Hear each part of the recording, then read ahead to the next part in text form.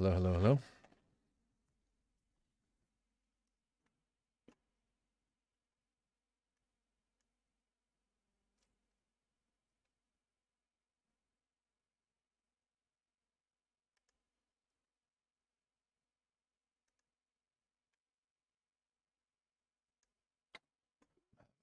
Ton of problem with my audio right now.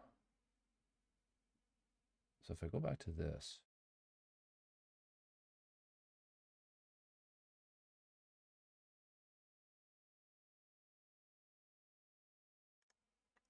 I think I know what it is. Settings. See, it's not picking up my desktop audio. Default. Does it have to be on that?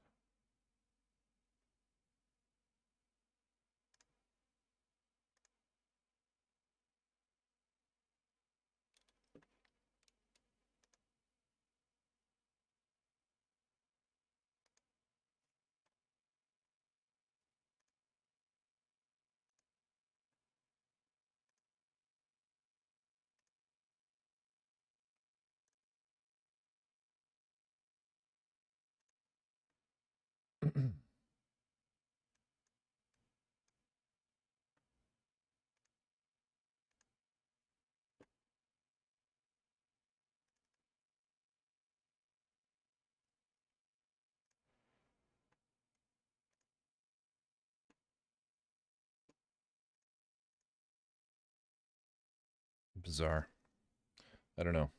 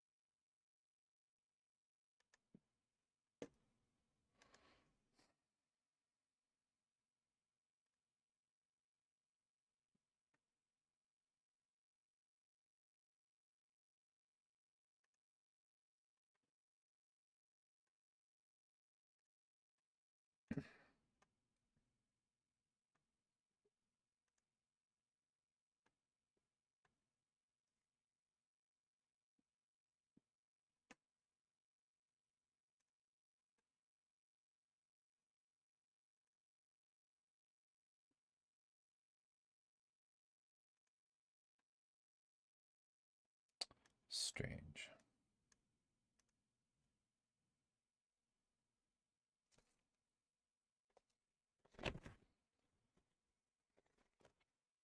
For some reason, my desktop audio in OBS gets nothing.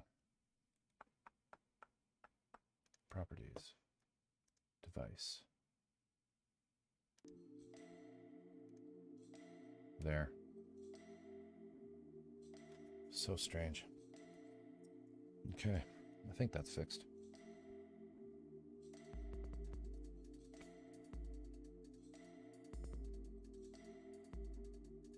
Let's just hit something on the soundboard just to see. Yep, I think that's good. All right. Let's get on with shit. I hope everybody's had a great day. Just gonna mute.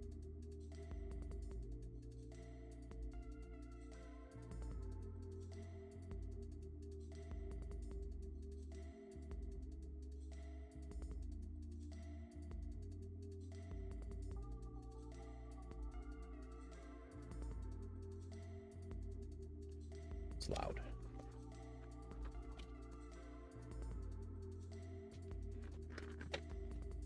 Okay. We're going to be doing some masking here. But these arm piece is pretty much done. Let's adjust this.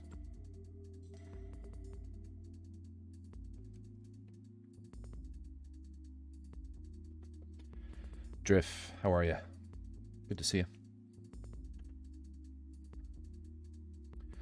Hope you've had a good Saturday.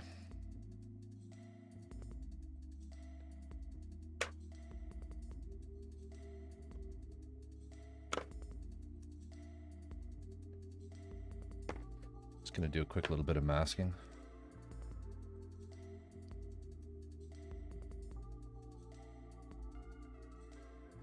Got these all basically done up. These are the arm pieces.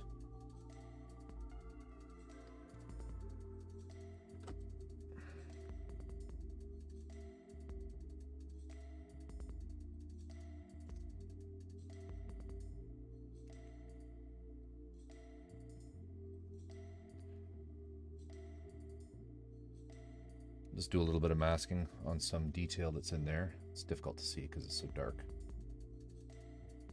You can just kind of see this. Let's see if I can get a shot. Yeah, this piece here I'm going to have in gold, this inside. And I've epoxied all these pieces together.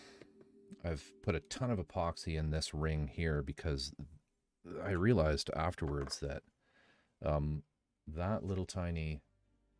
this little tiny gap here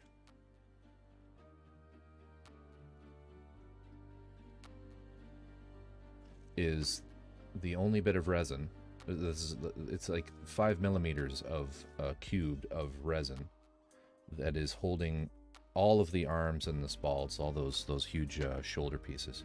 So what I did is I clamped this piece around it. I mean, it's supposed to go there, but I filled it with a ton of epoxy just to strengthen it up.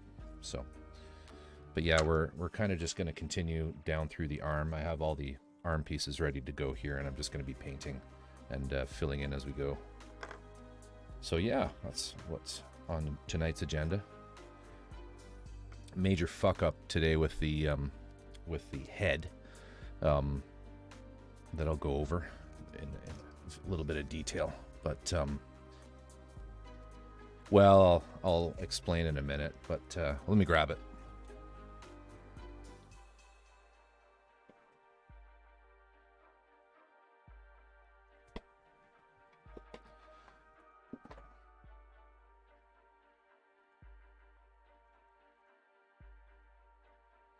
Yeah, so here it is. You can see I kind of hit the undo button on it a little bit. Looks a little different than you saw it last night. So this morning, I was trying to get it fitted, and in my infinite unwisdom, I used a pair of side cutters, of flush cutters, to try to trim out a piece of plastic that was in it that was kind of getting in the way of having it sort of sink right in. And it cracked. I got a great big crack right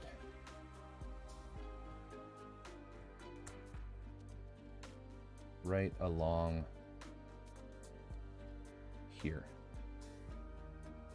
from that corner there straight up to there, and all the paint chipped out. If it was just a little crack, it wouldn't have been such a big deal, but the paint got all messed up. So then I tried to kind of half-ass fix it, and I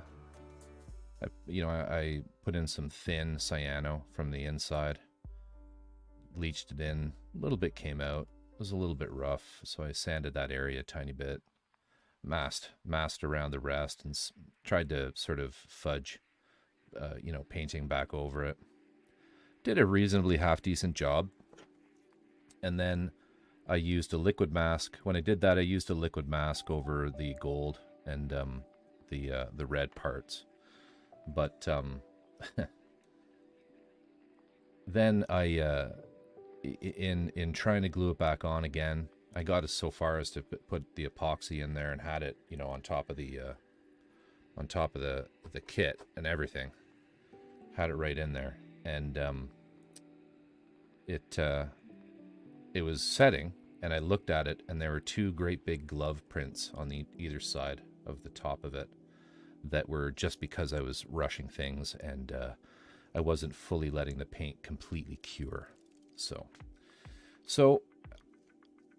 I said some bad words, and that scene from the movie where the protagonist just goes "fuck," and then it cuts to a shot up in the sky, and a flock of crows leaves a tree. Right, it was that moment. So yeah, lacquer thinner and a lot of cotton swabs, and I stripped the whole thing right back to the resin. And I'm back now, just waiting for the enamel, which is the first stage of that shiny black enamel, and then I'll put the chrome back on over that, and then I'll still repaint this in gold and the candy apple, but it just means because they're glued in, I'll just have to mask around those parts and just carefully do it. So, but I do have it in a position where, no biggie, I do have it in a position where I will be able to glue that in nicely like that, and it fits really nice now. So, oh well, trials and tribulations, right? Of resin kits. I mean, you know how it is. So let me just put this away. Yeah, I mean, there's always stupid shit like this that happens when you're building these kits.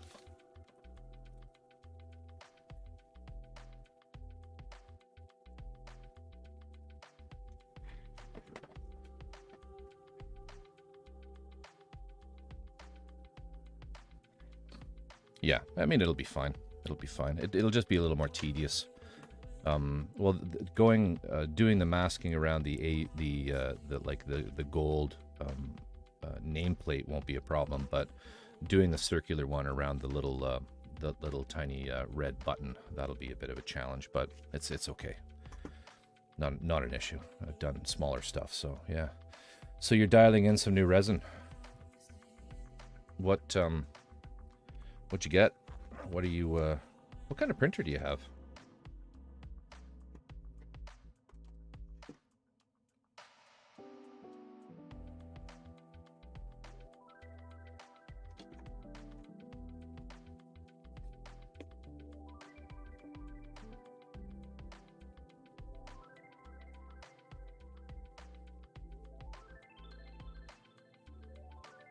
Sonic Mini 4K, okay.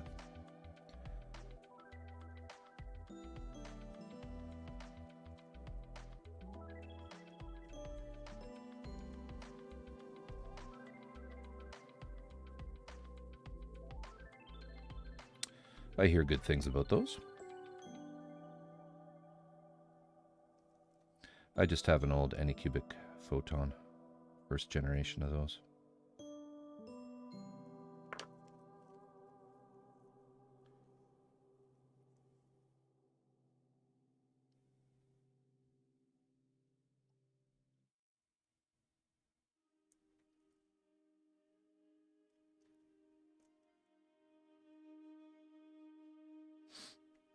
I started resin with a Piopoly Moai, which was a disaster. Never do business with that company ever again.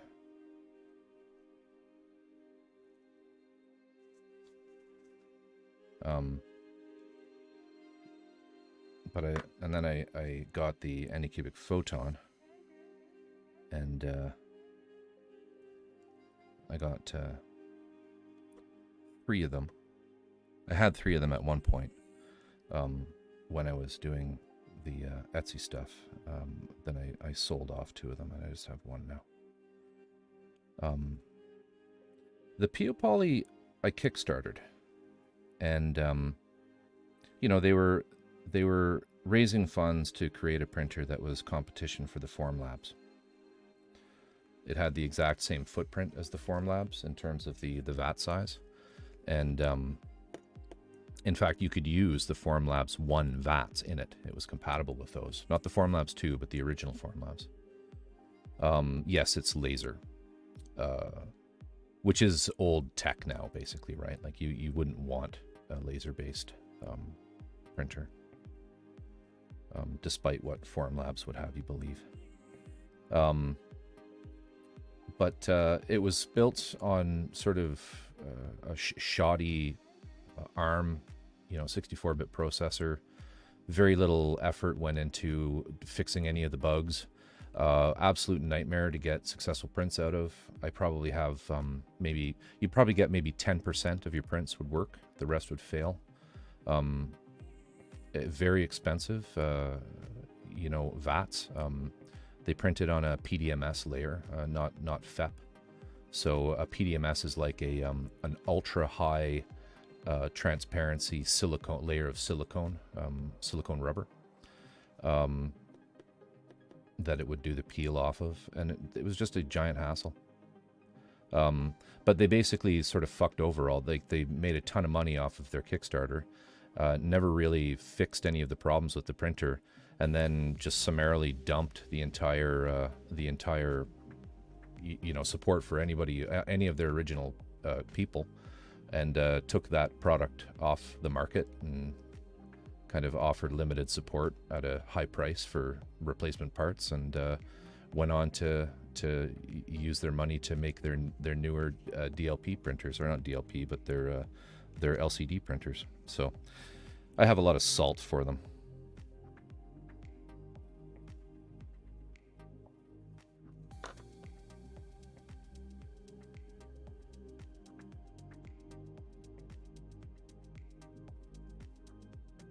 My FDM printer is a it's a CR10 S4 that has been heavily modified. I notice you mentioned that yours is. Mine is very heavily modified. It's got all the bells and whistles of AC heated build plate. And but the biggest change is I ripped out all of the electronics. I redid all the electronics using the Duet, so it runs completely on. It doesn't run on Marlin at all. It runs on the Duet firmware, which is just the greatest firmware and the greatest printer control board ever made. Once you use a Duet, you'll never want to use anything else. You'll never want to go back to Marlin.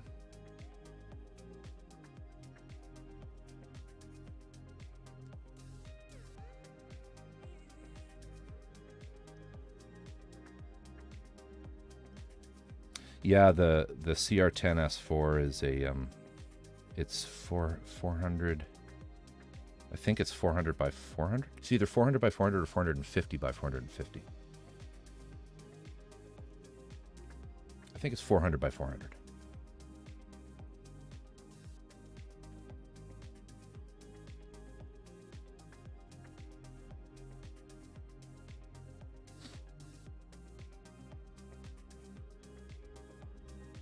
I wanted a large one because I was thinking of doing like dungeon tiles and selling dungeon like terrain. I had a license from a few guys like Fat Dragon Games and what to do to print and sell dungeon tiles when I had my Etsy shop, and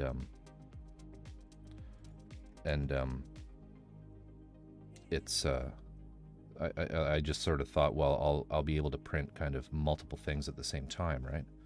And but yeah, I mean, that never really panned out. Good evening, Etchy. How are you?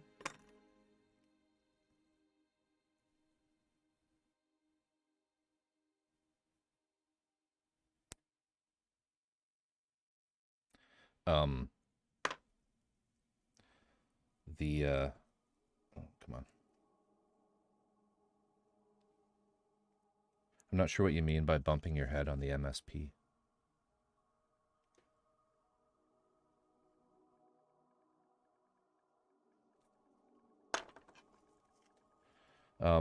My weekend's doing well.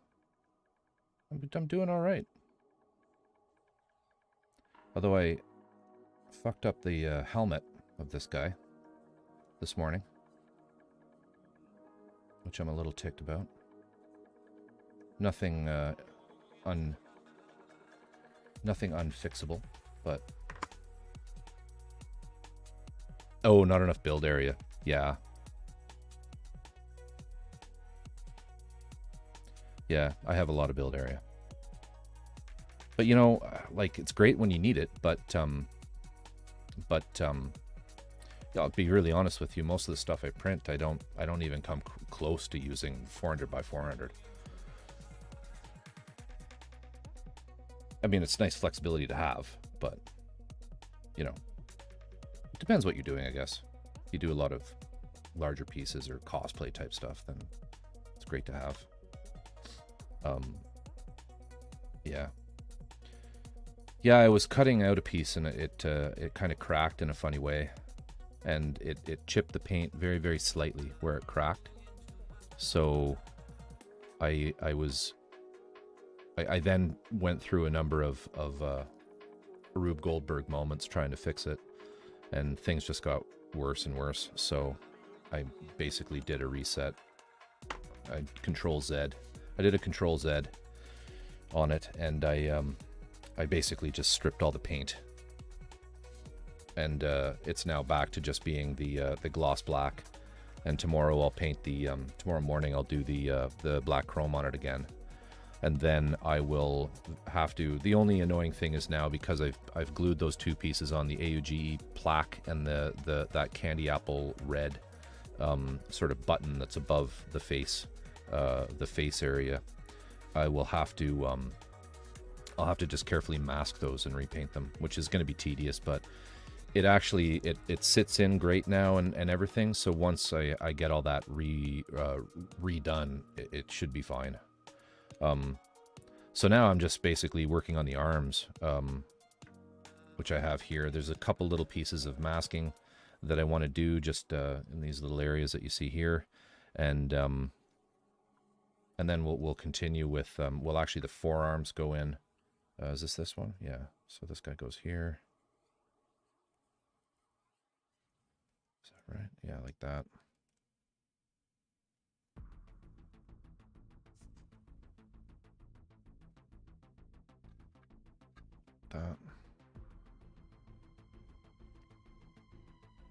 That needs to be glued in there. It's not going to stay.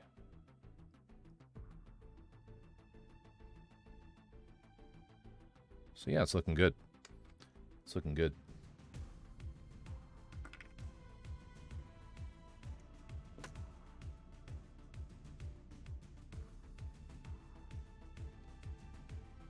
So I'll scroll up through chat here. Epax hard resin. I never really experimented too much with different types of resins. I just never got there.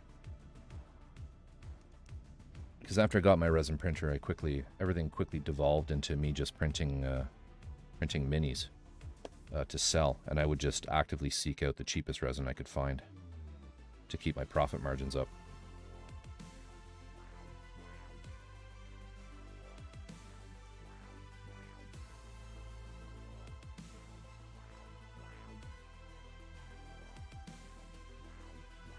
Anycubic Eco, yeah, I'm sure I've used that. I've certainly used the Anycubic resin, and I'm pretty sure I remember getting Eco. Is that the water washable?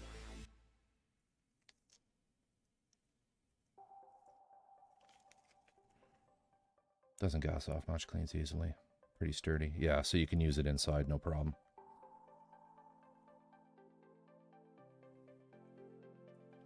Like, you don't need to worry about water or ISO, yeah.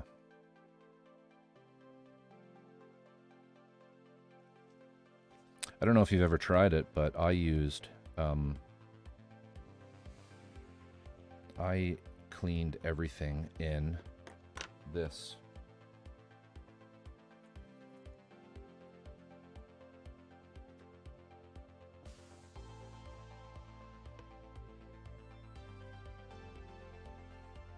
This stuff.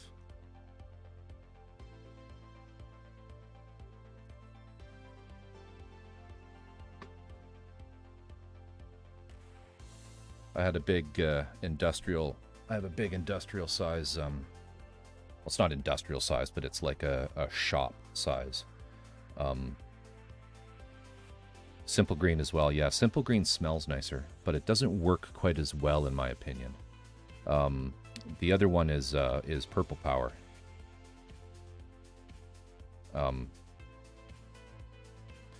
But it's way cheaper than isopropyl. It's safe to use in an ultrasonic cleaner, which is the key, right? Like, lots of people put, isopropyl in their ultrasonic cleaners, but it's pretty dangerous, actually. I mean, the real trick actually is to put the isopropyl or whatever in Ziplocs, right? And then just fill your ultrasonic with water and then put the bag in the water. But that's how I used to use it with the simple green. I would just use the mean green in Ziplocs with the parts in it. And I'd just leave it in the ultrasonic for a while. Like 10 minutes or something. And everything worked great. But yeah, I mean, if you, I don't know what the situation's like down there as far as alcohol is concerned, like isopropyl, if it's expensive or difficult to find, because it was there for a while. Yeah, if you see mean green or something kicking around, try it, because it's in Canada it's way cheaper to use that than it is to use isopropyl.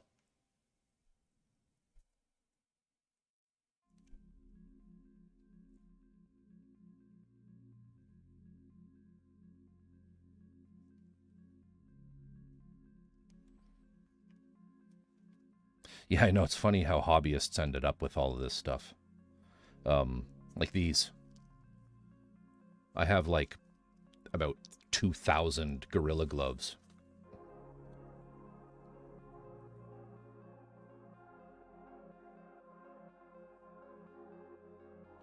And then when the pandemic hit, it you know, the price of them up here skyrocketed. You couldn't find plastic gloves. All right.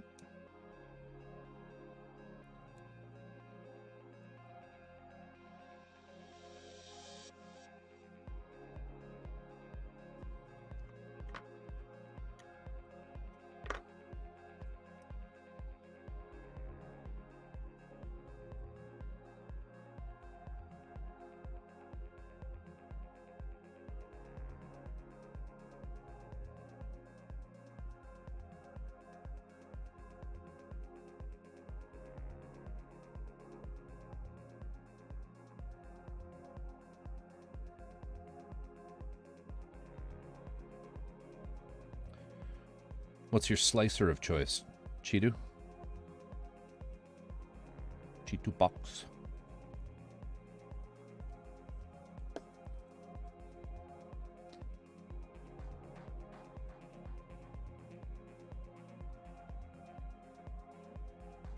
So the VAT sits directly against the LCD.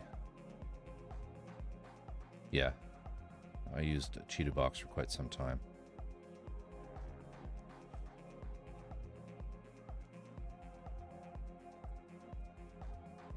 Well, I got into it easier because, yeah, I tried using Prusa Slicer for FDM, like the Prusa Slicer, oh, sorry, so you use Prusa Slicer for FDM. Yes, I do the same. Actually, I use, I don't know how techie you want to go with, don't know how, to what level of nerding you want to take your slicing experience, but there's a fork of Prusa Slicer that you should check out called Super Slicer, which is basically just it's Prusa Slicer, which is of course it's Slick 3R, right? But better. But Prusa Slicer, somebody forked it into this one called Super Slicer, which opens up a ton more of features and variables and things that you can use to broaden the rabbit hole that is 3D printing. If you really want to go down even further. Anyway, that's the one I use. Is for FDM is Super Slicer, which is just a fork of Prusa. Yes, they added ironing to it. Yeah, and it has some interesting little test things built right into it for calibrating your flow and all that. Flow rates and things, which is kind of fun. But yeah, they opened a number of different sort of options and features that aren't in Prusa Slicer.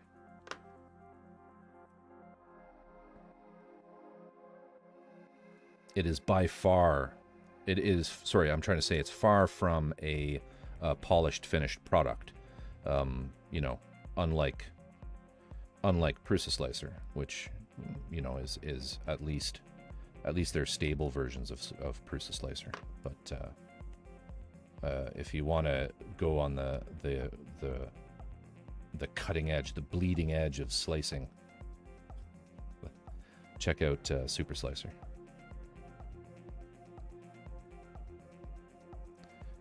Tape's just not sticking very well. I have not tried lychee. No, I haven't tried that yet. I've only ever used Cheeto Box. And, oh, what was the other one? Cheeto Box and a paid product called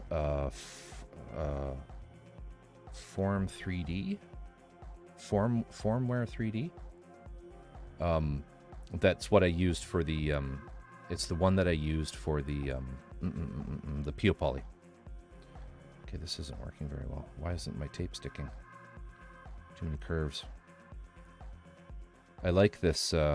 This is Vallejo mask, but it's very low. I like it because it's low adhesion. You know, it doesn't leave very much residue, but the problem is it doesn't stick when you're doing these big curves. I'll check out lychee.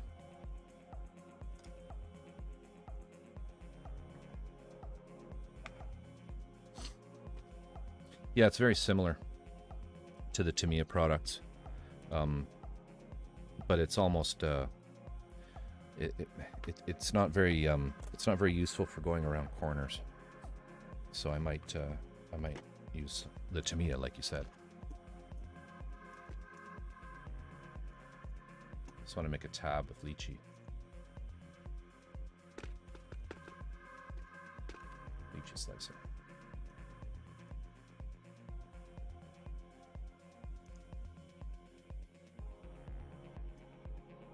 I'll check that out later.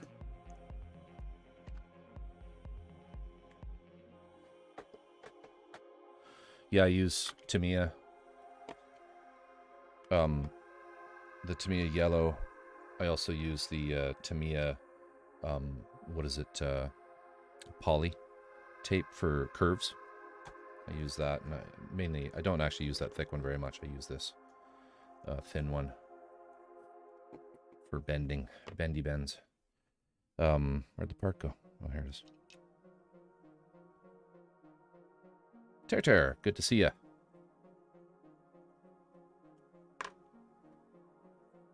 Bonsoir mes amis. Bonjour Terry, comment ça va? Ça va bien? Tu parles le français, la belle langue? La langue provinciale? No worries, Drift.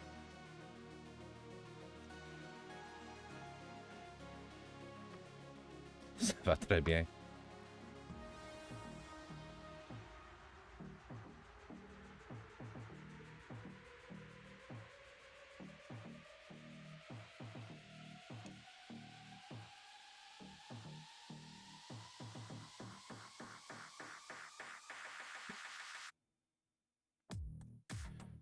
Okay. I think that's good enough.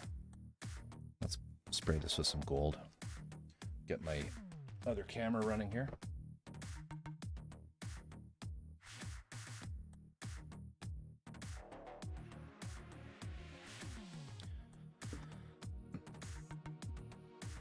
That music's a bit loud, eh? Turn it down a little.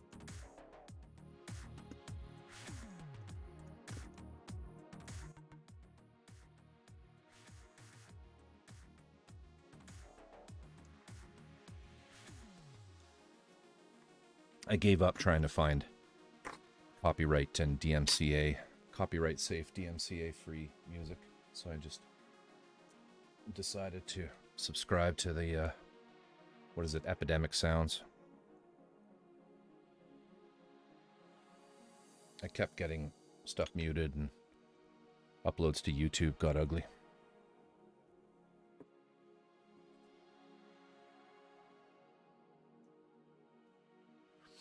What do you do, Etchy, for your on-stream music?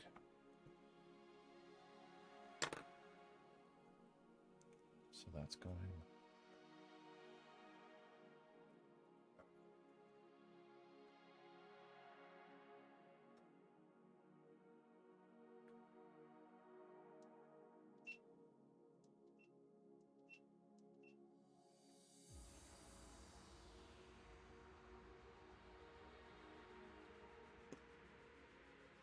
Bandcamp, okay. Indie stuff. So you just sort of try to source stuff. You see, I was doing that, and the stuff I thought I was getting that would be was okay, I would get I'd get violations on.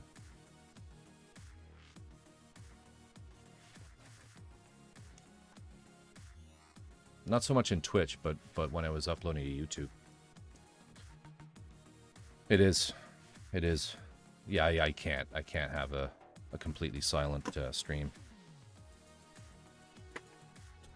I don't know why, but I guess just because I listen to music when I work. So, but Epidemic seems to be okay. It's like $15 a month, and it's by far the largest library of content or free DMCA frees or Twitch and YouTube safe music. So I just thought I'll do that. And it's funny, they don't have an app or anything. You just download all the tracks to your computer and stick them into your own Spotify playlist. It's the way that I've been doing it. They have a player on their website, but it's not. It's kind of hard to use. What was I going to say? So that's running. That's running.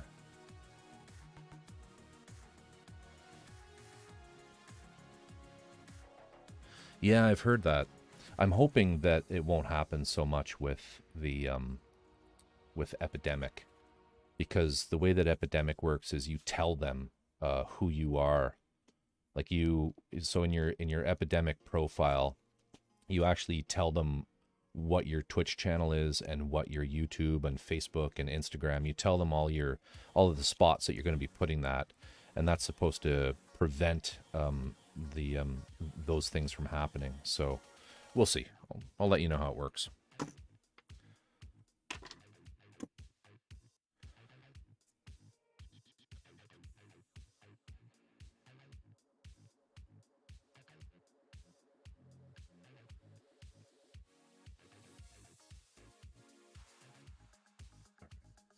Hopefully nothing will underspray.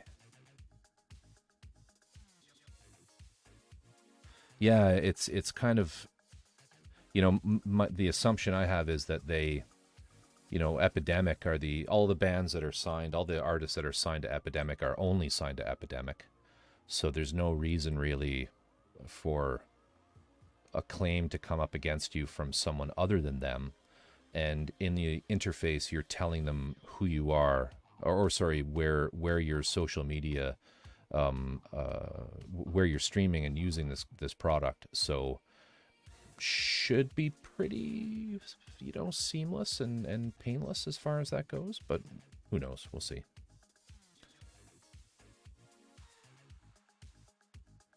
Because there was a synthwave guy that I really liked, and I actually cleared it with him on his Twitter account.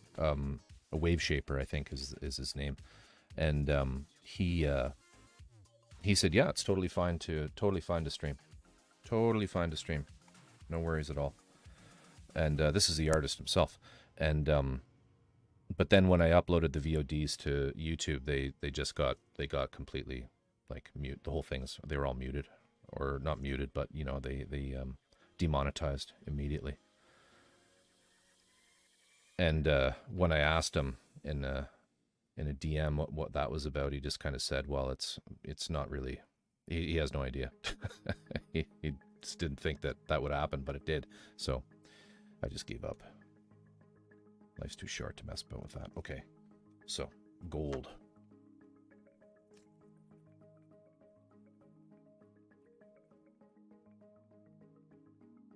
Yeah.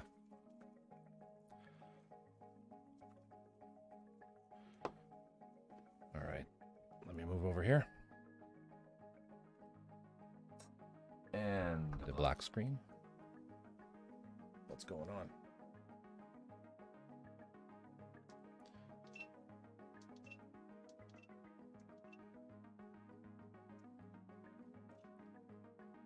GoPro acting up a bit here. Let me just reboot it.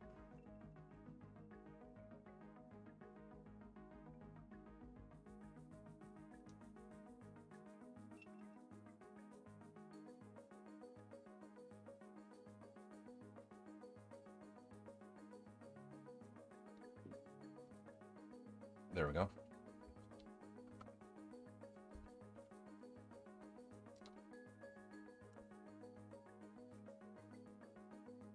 All right.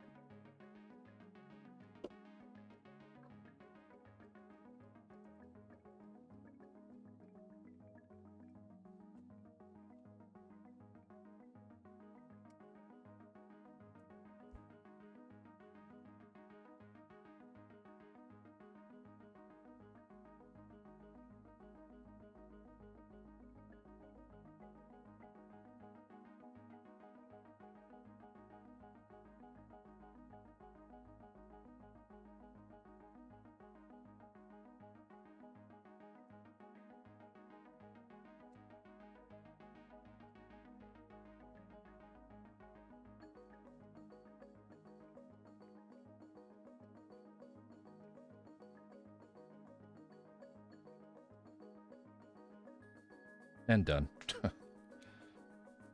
Hopefully that tape worked well.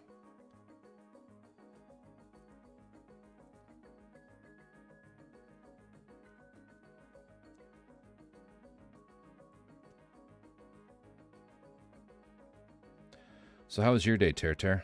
You said you had, last night you said you had a busy day, work.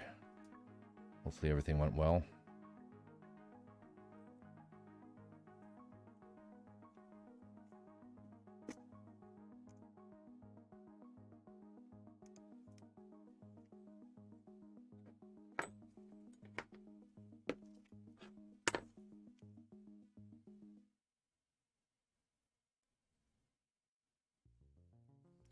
Sorry you had to work on a weekend.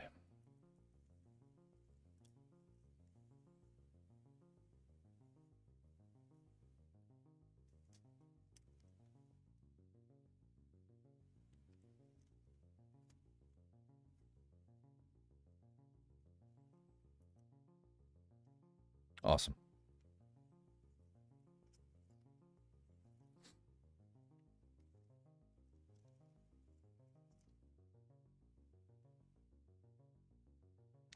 Pretty chill. I don't know if you were here at the beginning of the stream, but I was telling Drift how I woke up this morning and came down to continue working on this guy. Oh, a little bit of overspray there. No biggie, though. Yeah, a tiny bit there and there. But I will not concern myself with that. So actually, what I found is I can take a pencil. Where is it? There it is.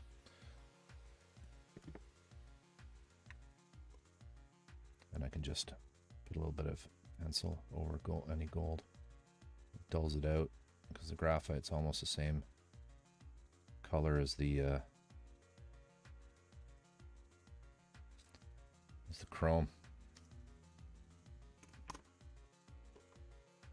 Oh, sorry. So I was just saying how I'll grab it again.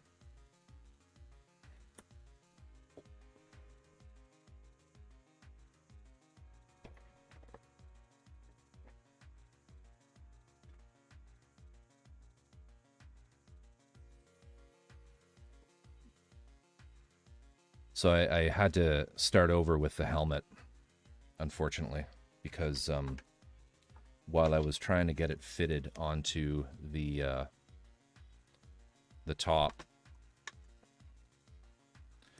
of the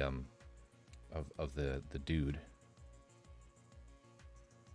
I realized that there was a piece in here that I needed to remove of plastic.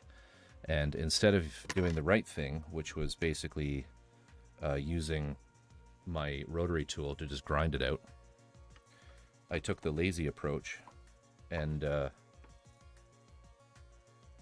took a pair of side cutters, you know, some flush cutters, These actually, these ones. These are the culprits. And put it right in there. Snip. And it split the plastic. It cracked it right through here from the corner of the visor up into there. And then, which wasn't so bad, it was just a little crack. And, you know, it was, I mean, the biggest annoyance was that some of the paint chipped off a little bit where the crack was. And I thought, okay, well, I can glue that. I can just kind of press it together. I have some, for stuff like this, I use this ultra thin cyanoacrylate glue, which is, it's so thin it just goes everywhere. So you can kind of put it on a crack, a hairline crack, and it'll wick into it. So I did that, and then I had to sand it a little bit where it came through on this side, sand it flush. And then I thought, okay, well, I'll just put a little piece of tape like here, and I'll respray it with the, you know, I can, if I angle the airbrush this way, I can just put a bit of the gloss on there, and then go over just that area carefully with the chrome, which I did. Worked pretty well. I was pretty okay with it. But I was rushing.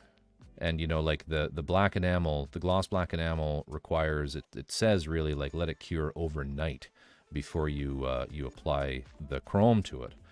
But I was doing everything quick because I was in a hurry because, you know, life's short. And I was annoyed that I broke it in the first place. So I had it on, and it was actually, I had epoxied it. It sits really nicely now on top of the dude's head. And I was there, I was waiting for the actual epoxy to dry, and I was holding it like this, right? And when I took my fingers off, I noticed two big, in the black chrome, two big like glove prints in it where I had fucked the paint up. And so I quickly just yanked it off, cleaned as much of the epoxy out as I could, and decided I'm just going to strip it down with lacquer thinner right back to the resin and do it properly. So that's where I'm at now. So this has had a coat of primer, and I've got the black enamel on it. This was all done this morning, so I'm not too worried about handling it. But I will give this a coat of the black chrome in the morning, and in the afternoon I'll just very carefully have to mask out around the because the problem is these pieces that you saw me put in last night, the red button and the name plaque, they were separate pieces, right? I could paint them easily separately, but now they're both glued in, and there's no fucking way I'm getting that, especially that button out. There's just no way without destroying it, because that got cyanide in there. So instead, what I'll do is I'll just mask really carefully, and I'll do them in two steps. I'll paint the gold first, and then the candy, and just use a lot of tape, and just be careful about where I do my lines. It should work out fine. But it does look good now. Like it sits in there really nicely. If I zoom in here.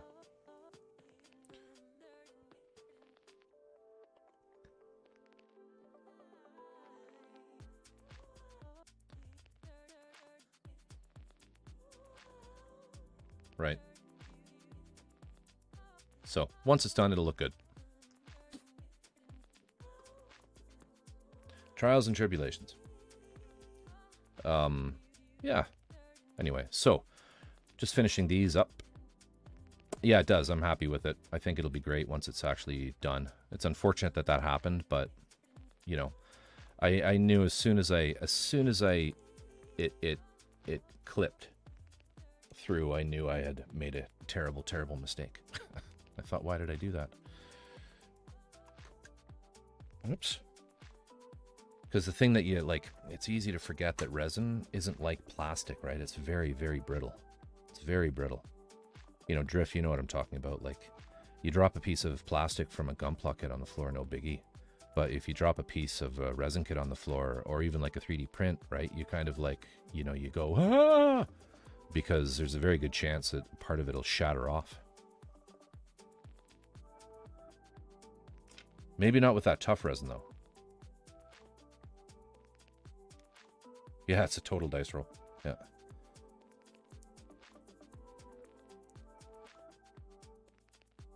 Okay. So we got that.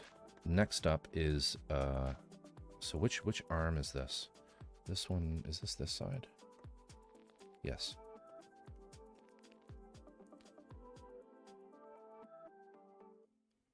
So that's that side.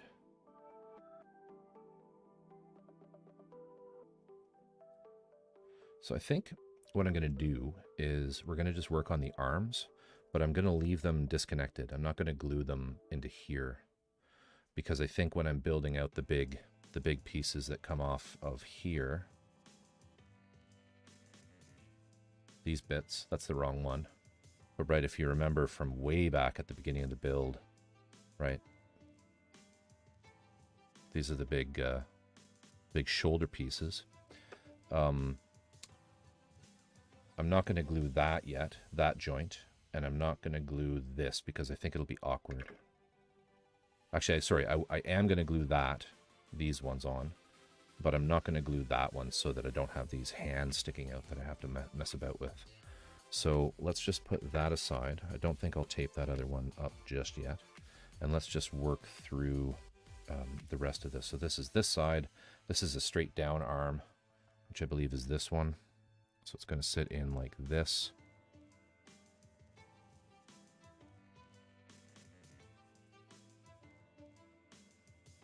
So we'll just continue with working on here. The first thing we can do, I think, is epoxy that in there.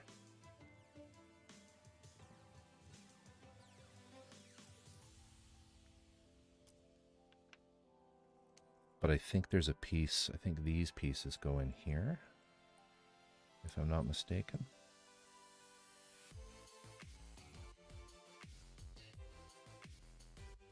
Check the manual.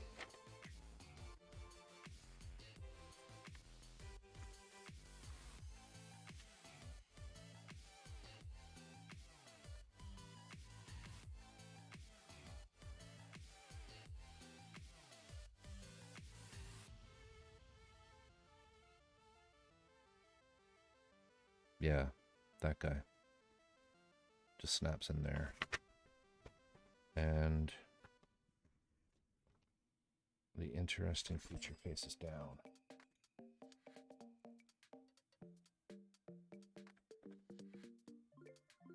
So it goes like this.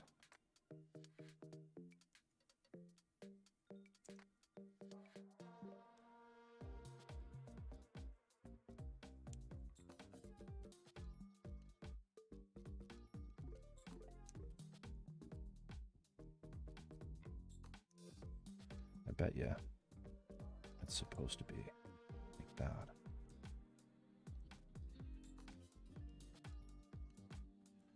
Ooh, it's scary having to bend this so much. There.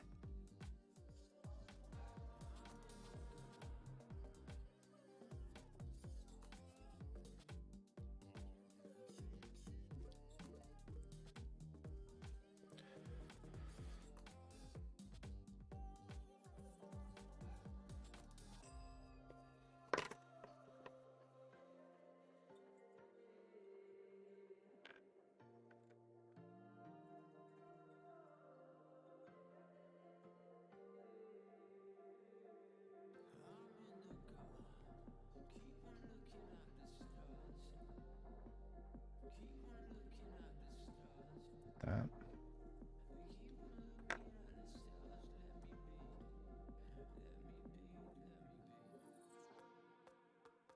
All right, epoxy.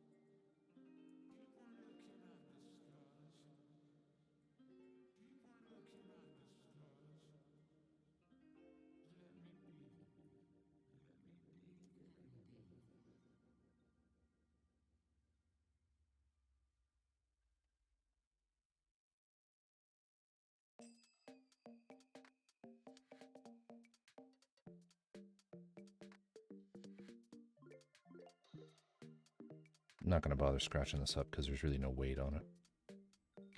It'll be enough just to have the epoxy in there. Oh, got it all over my finger.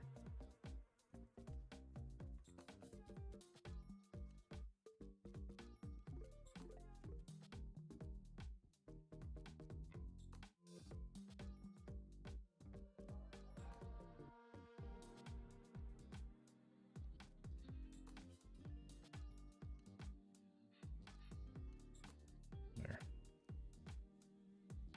Okay, we'll let that set. And then while we're at it, we should be able to put the side pieces on. Just check the orientation of those.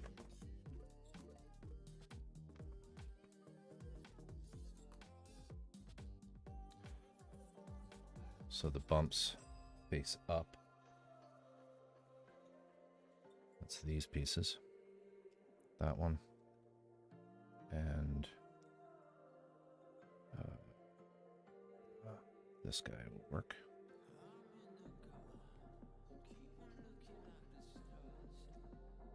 Make sure they fit.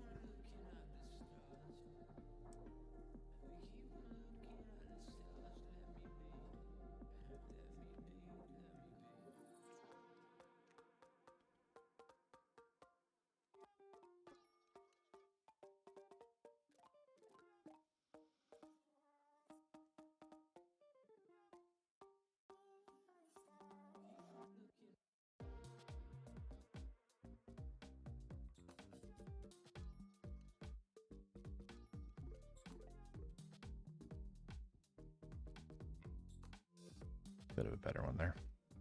So let's put some epoxy in there.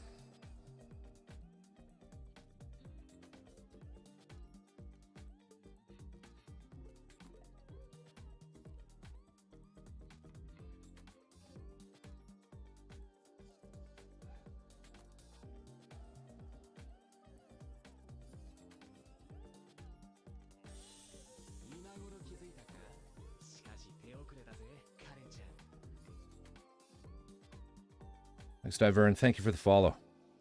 Just working on a 5-star series Machine Messiah Resin Kit. It's a recast of the Volks design. Just putting some arm pieces together here. Appreciate the follow. Welcome. Hope you're having a good evening.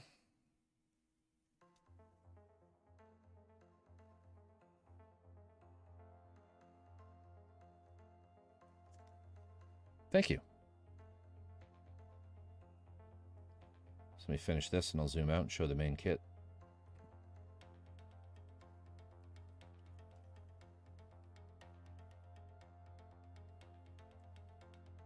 There.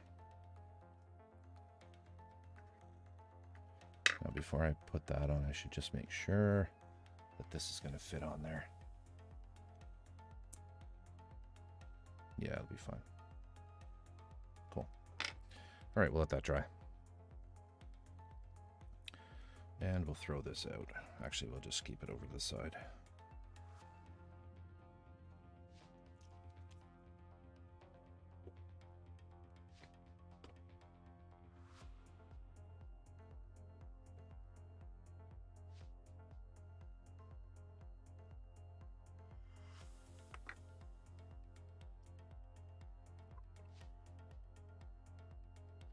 This is what we've built so far.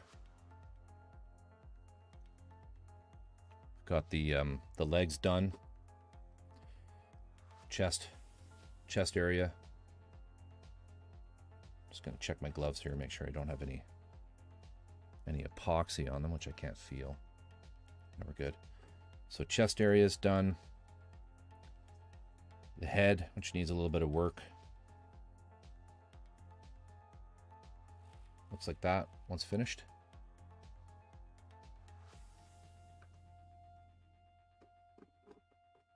Can show you the legs.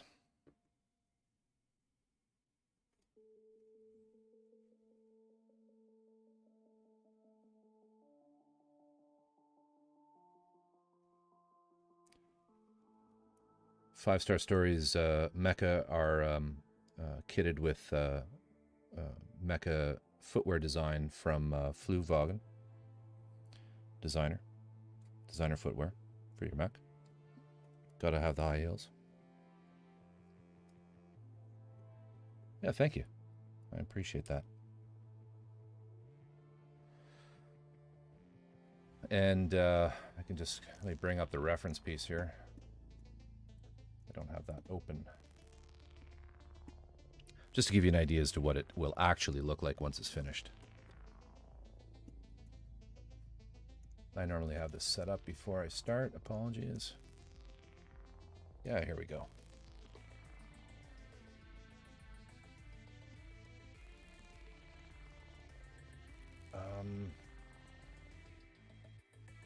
That's probably the best one there.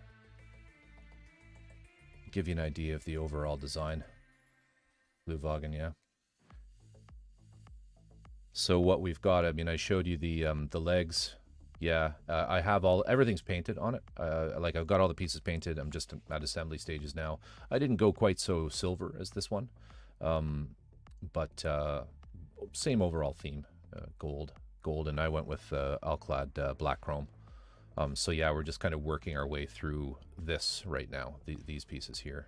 That's actually a different pose than the one I'm doing. This one over here is technically the one that I have. Potato quality photo though. Yeah, so that's kind of what it's going to look like when done.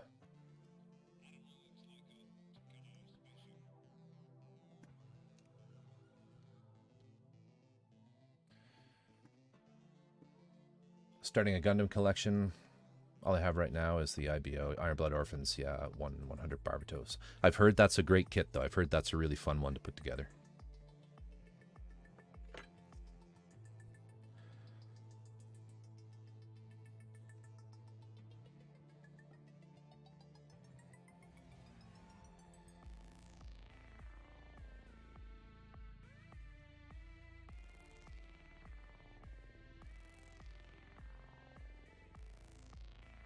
Yeah, it really is. And you know, Iron Blooded Orphans was a great series.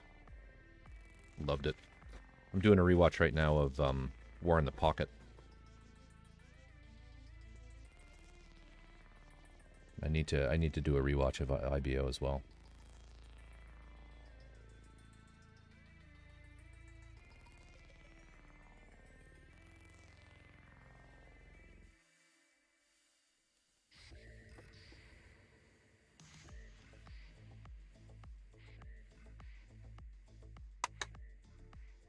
So are you new to Gunpla and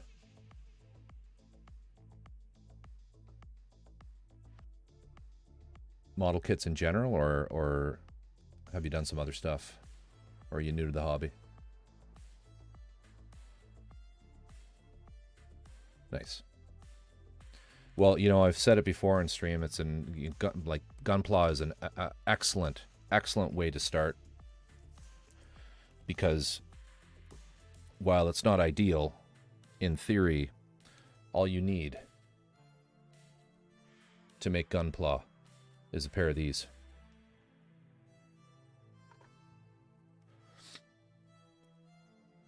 That and a couple sanding sticks.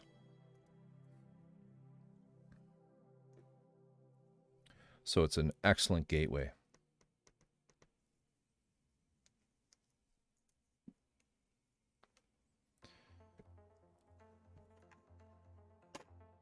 You know, I started with, you know, scale armor and, you know, the old school Revel and Tamiya and Airfix kits, and you just need so much shit for those. The glue, nothing fits well.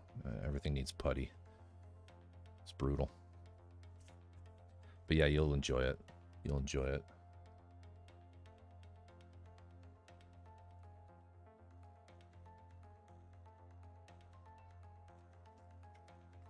All right, let's get this one in.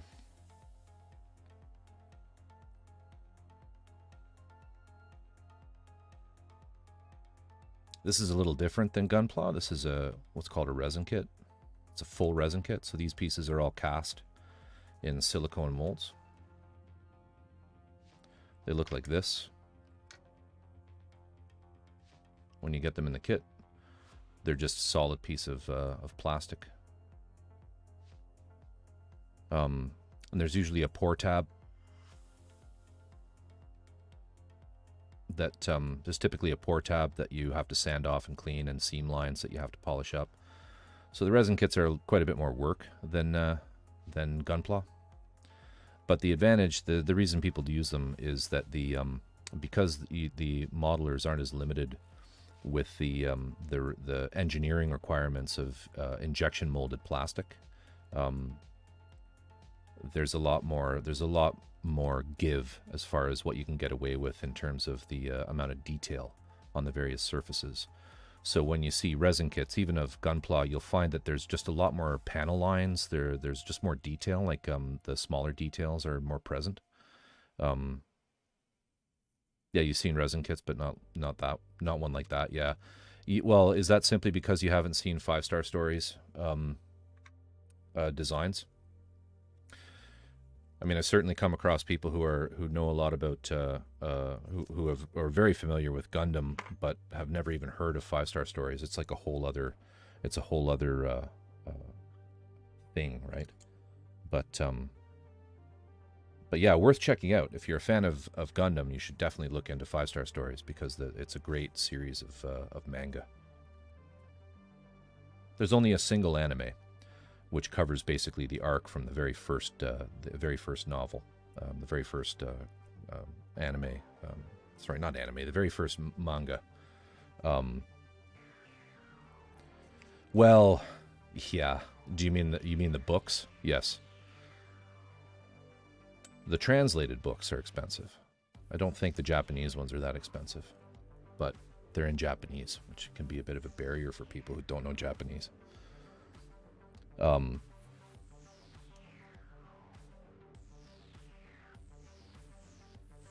The injection molded 5-star series kits, though, aren't really any more expensive than Gunpla. What am I looking for? But yeah, you're absolutely right. If you wanted to get a set of the books, it's crazy. It's stupid. It's really stupid. We've talked about that. We've waxed melancholy over the state of the translated 5-star stories on stream.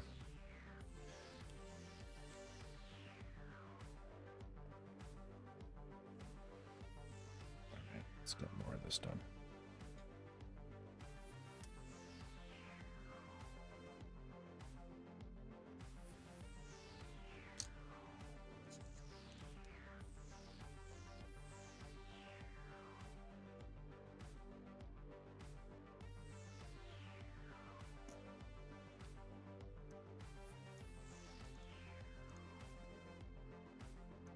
Not familiar with that one. Let me have a look here. Paste.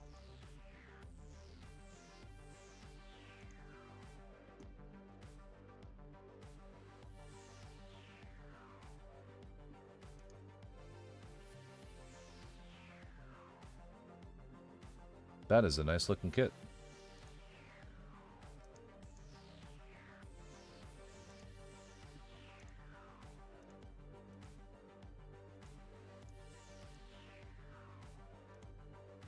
See if I can get a bigger picture of it here.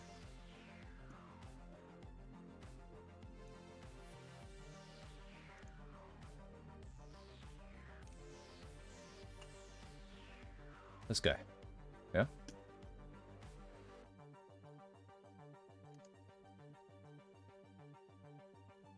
That is nice.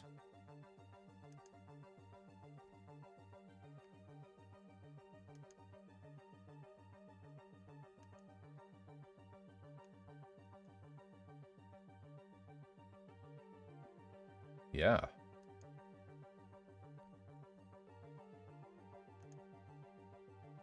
I like that.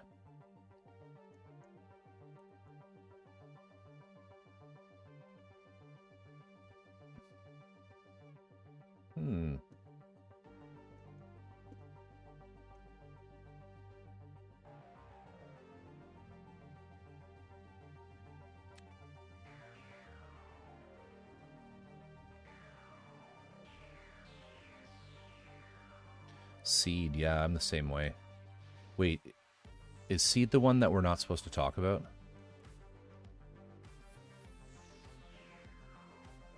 Or is it the sequel to Seed?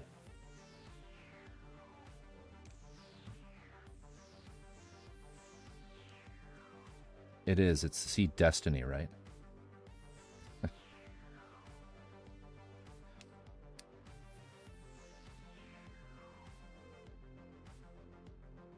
I'm kidding.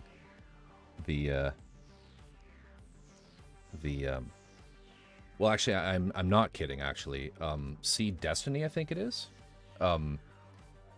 Zydvern, correct me if I'm wrong here, but I think Seed is excellent, but Seed Destiny was just an absolute shit anime. That is almost it's universally hated, isn't it? By most of the fandom. Hey, Dreamcatcher. How are you? Having a good evening, I hope.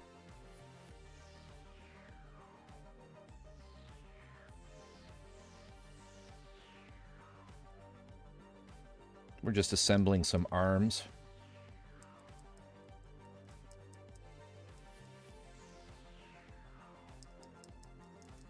Making some progress here, putting things together finally after a lot of sanding, a lot of painting, a lot of repainting.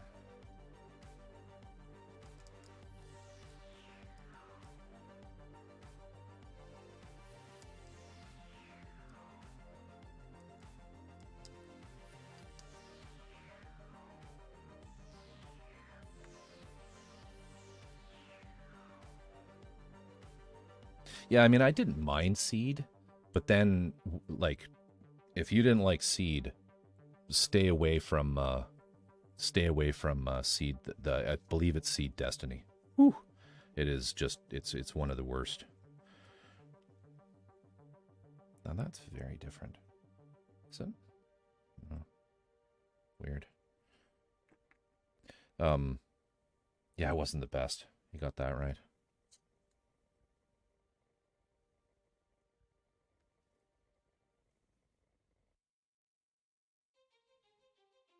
I'm at work and everyone's still asleep, so best case scenario.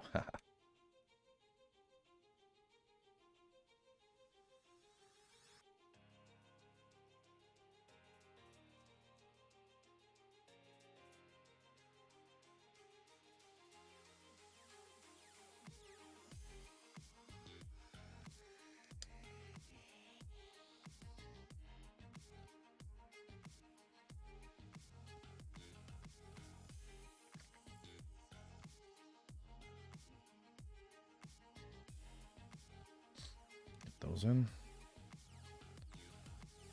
Get this in. Make sure I do it the right way.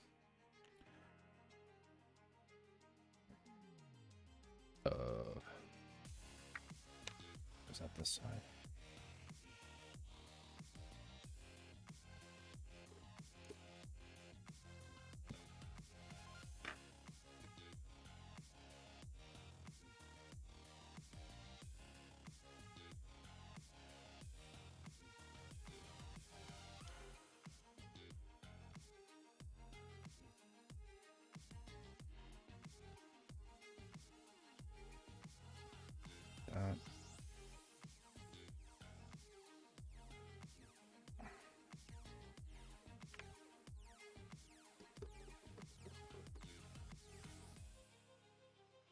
Okay, so that's on the bottom.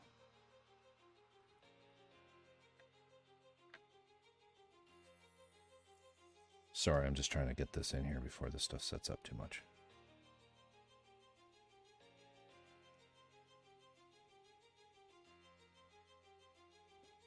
All right.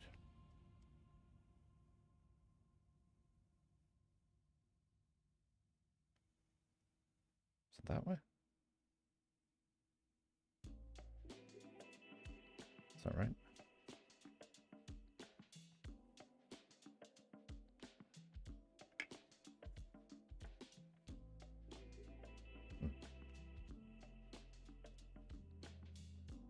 No, it's backwards.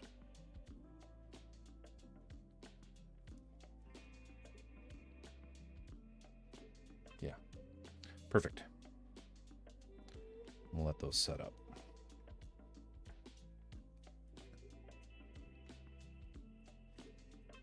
Oh, thank you. And I don't actually have any water here. Oh well. Energy drink it is. But thank you, sir.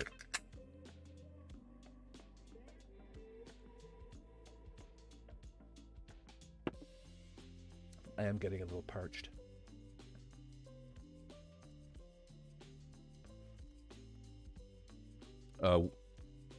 Wing was its own series, yeah, for sure. I didn't mind Wing. I liked Wing.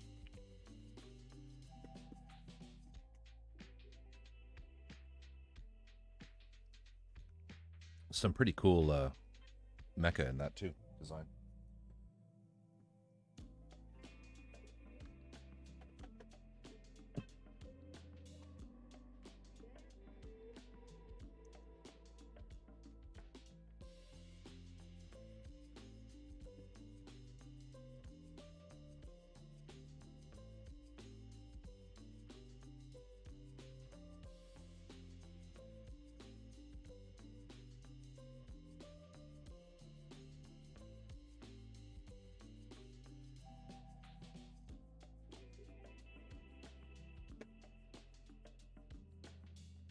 Yeah, I liked Wing.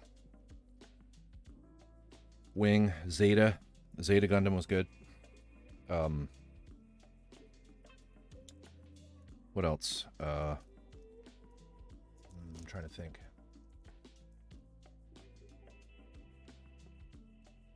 Oh, 00. Mobile Suit Gundam 00. Oh, I really like the 08th MS team, I think it's called, where they're fighting in the jungle. That's probably one of my favorites. I think I was mentioning that to you, Drift, earlier. Not earlier today, but in a past stream, how sometimes it's nice to watch some Gundam that isn't that's just kind of regular human beings, you know, piloting these things. No new types. And you know, that one 8th MS team, that's definitely ticks all those boxes. And it really sort of it really kind of goes into just the brutality of it all at the human level, without, you know, space wizards, space magic, new type stuff. What else? The other one I'm watching right now, I mentioned earlier, but before you got here, Dreamcatcher and Zidivern. I'm gonna just call you Divern. Zyvern? Anyway. Is I think it's 0080 War in the Pocket, which is another good, it's an older one, but it's a good story too. I liked Iron-Blooded Orphans a lot. I haven't tried any of the Build Driver stuff. I haven't watched any of that yet. I don't know what I think about that.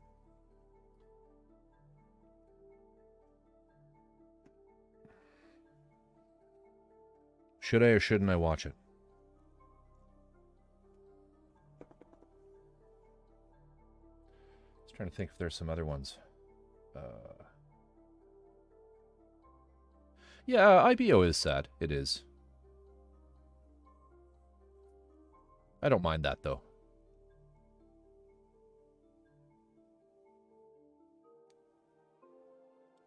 Some of my favorite movies don't have happy endings, so.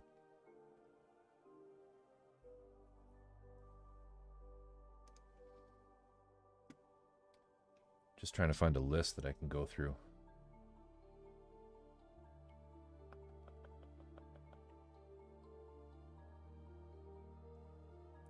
If there's any others that I can remember. I liked Unicorn.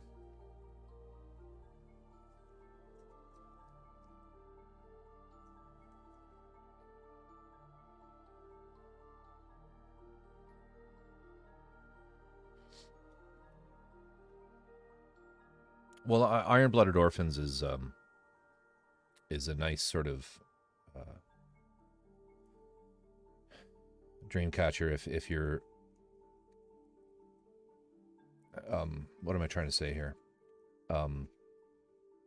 Iron-Blooded Orphans was appealing to me because while it's set in the same, while it's UC, right? It's its own separate story, a lot like the 08, or the 8th MS Team one, where it's sort of a side story. It's a side arc to all of the char and all of that stuff that is what is the content of so much of it. It's its own sort of side thing.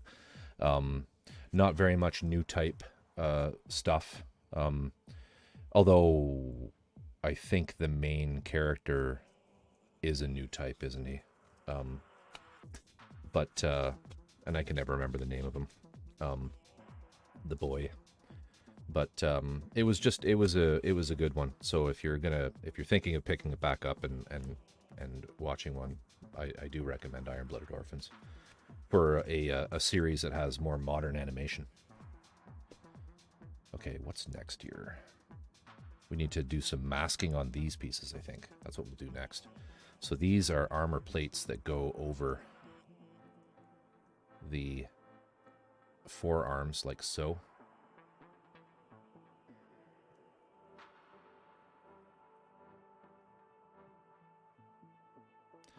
So let's get those masked. I'm going to go gold all in here. Should be pretty easy to mask. And we'll do this as well. Shouldn't be too hard.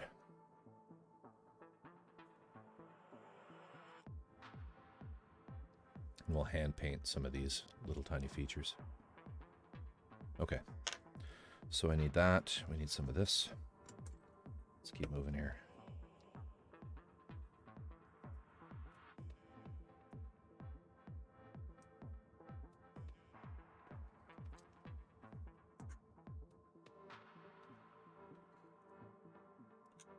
Got a bunch of tape.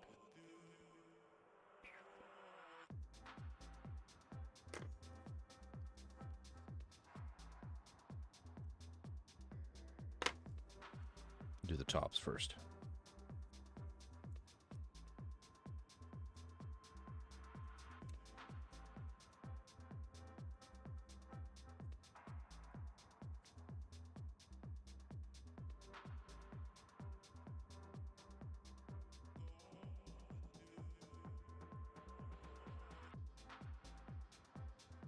Just got to get that corner right at there. There we go.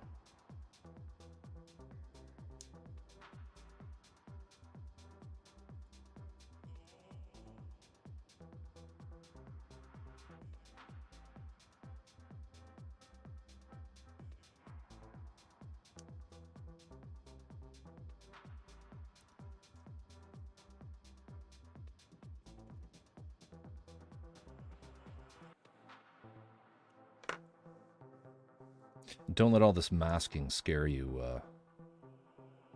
as far as Gunpla is concerned. You really don't have to do very much of this with... Well, I don't think you have to do any of this personally with Gunpla. This is more of a Resin Kit thing.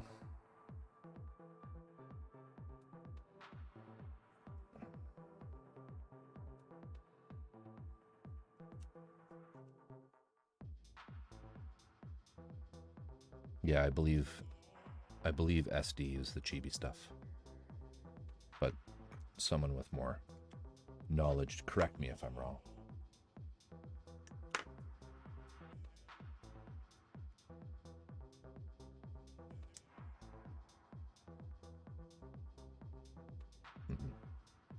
I don't do chibi. I don't understand chibi. Imagine a chibi, imagine somebody who looked like a chibi in real life. Their necks would snap. They'd just snap right off. I've lost my tape. Oh no, there it is.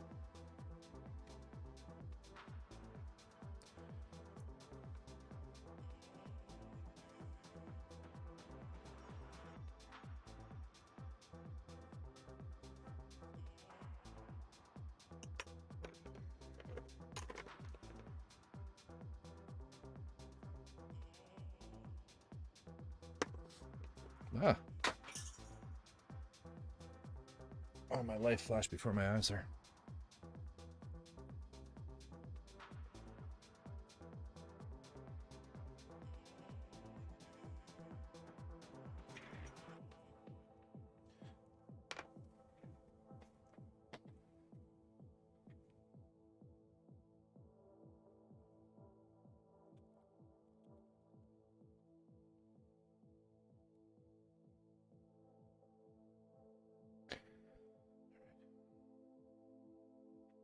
Took an X-Acto knife to the groin.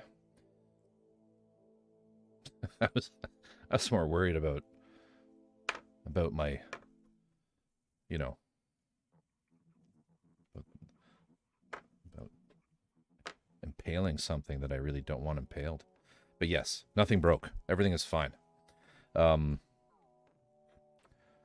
It's got one of these blocks on the end so it doesn't roll around, but I don't know what happened there. I also want to get into resin statues because I really like AOT, and there are some cool ones out there. I'm drawing a blank on AOT. That sounds very familiar. AOT. What is that?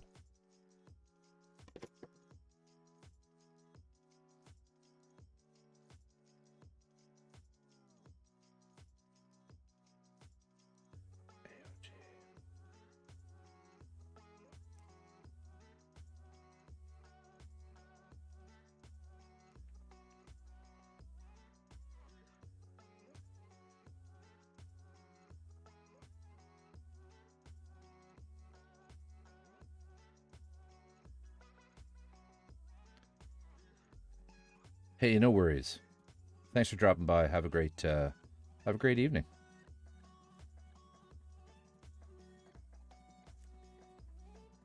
It was nice meeting you.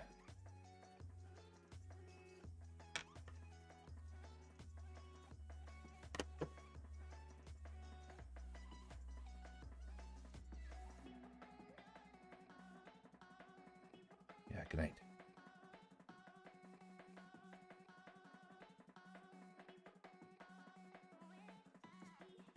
Can I make that corner?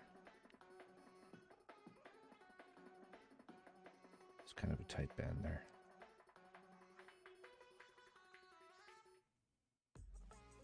No, we'll do it in a few.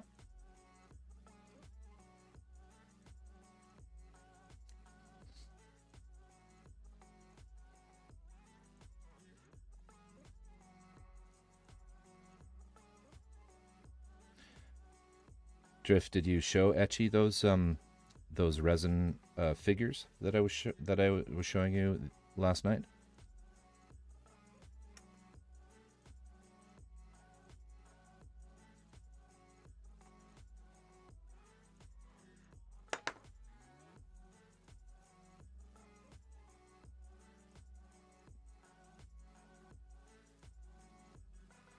I can pull one out actually if you want. I can show you what that Nina Delano one looks like in the flesh.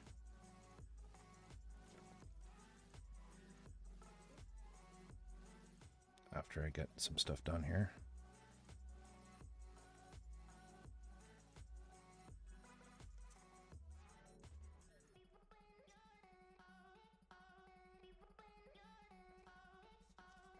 Yeah, they were some large kind of horror resin kits figures that that I was showing, just in terms of Tear asked what's next, and I kind of went through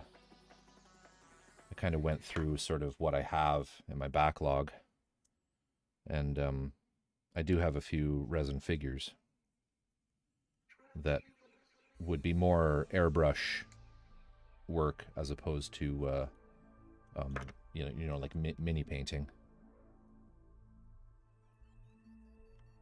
And Drift mentioned that you might be interested in that kind of a thing.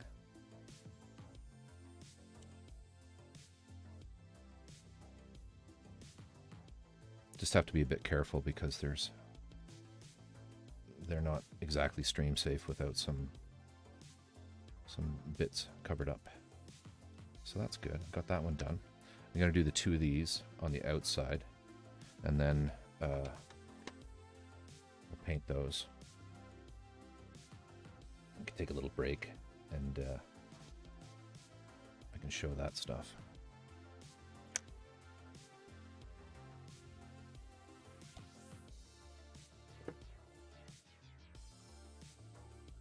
Okay, cool.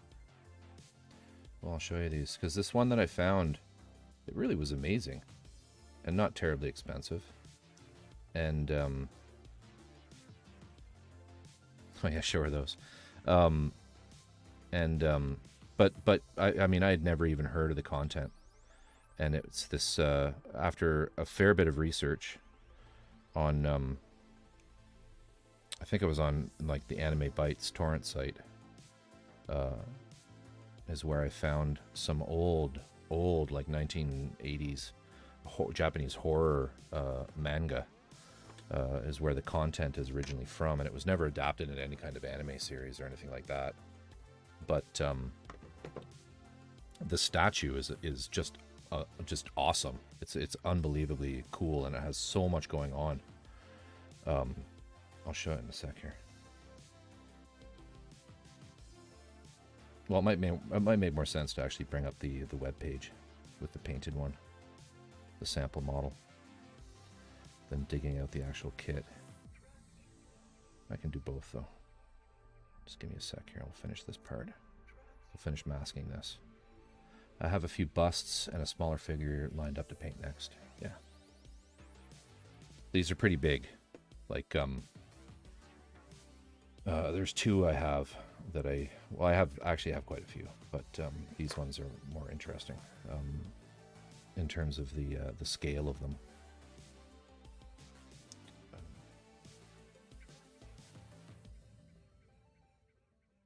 Well, they both were. I don't think anything's really going to be against TOS as long as you.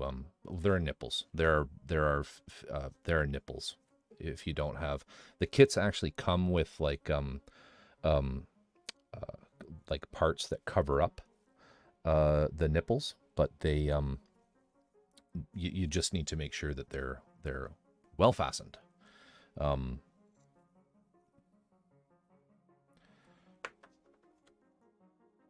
But all in all, like, they're not. There's nothing really sexual about the kits themselves. It's just that there's nudity. Yeah, I much prefer the larger stuff as well.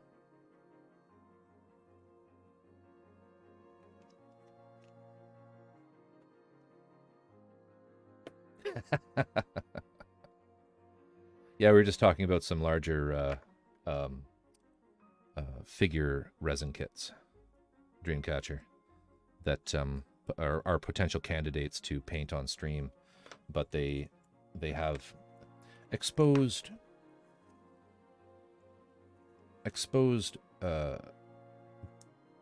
nipples.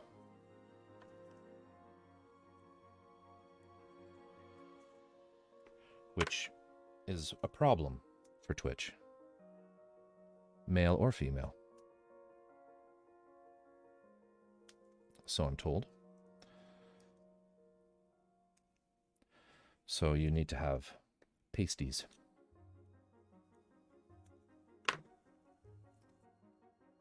I'm almost done here, then I'll bring them up on the screen. All right, we got that. Oh, let's just use up this tape. Make sure that we don't overspray somewhere we shouldn't. Oh, and I think I still have gold in the brush, so I will actually just paint these, and then I'll grab them on screen. Okay, that's covered. There's a little bit there we should cover.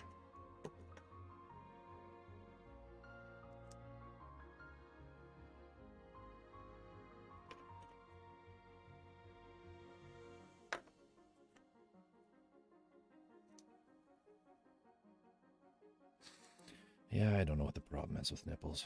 Everybody's got them. Okay.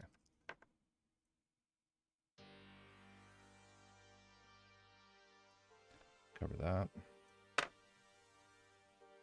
Down there.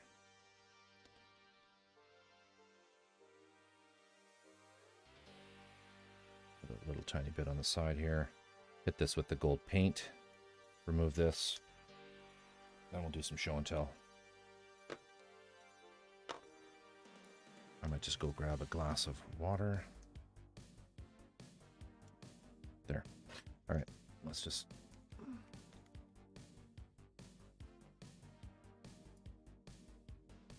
Thing is, the nipple is the feature presentation of the chesticle. Yeah.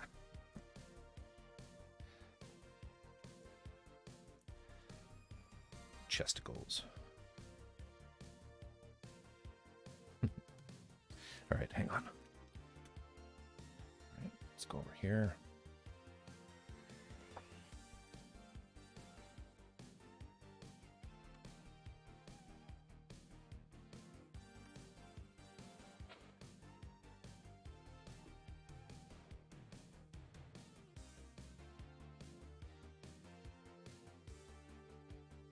I think I have enough paint in there.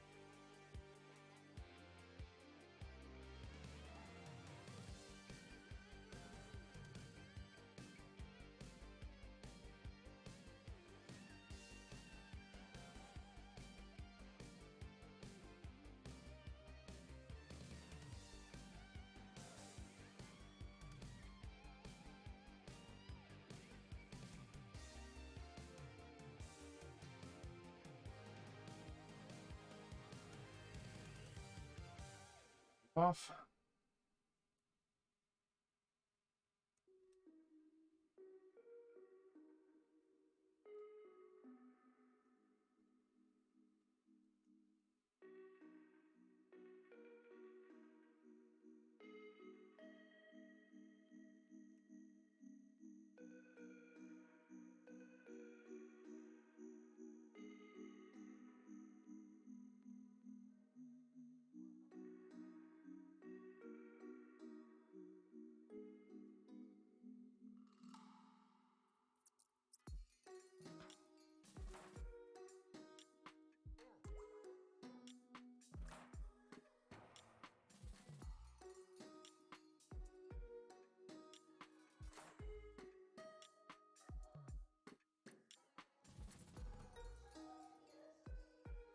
Got to switch the scene. Sorry about that.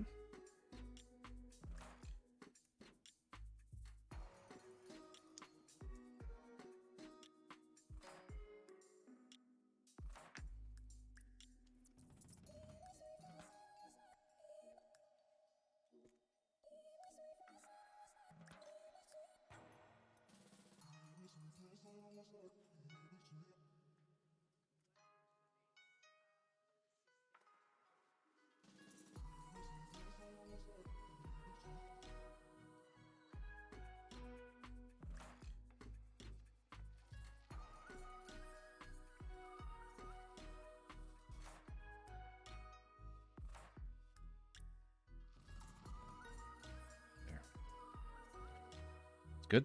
I'll do for now. I'll clean up.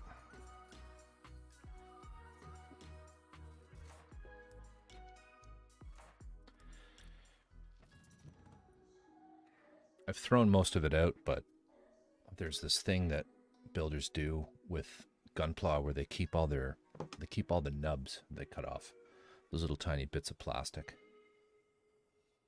from the gates. And it's funny because the resin guys and gals, one of the funny things that we've often done is we've kept all of our tape from the masking that we do. Just make some room here. You end up with this big tape ball when you're done. It's very satisfying.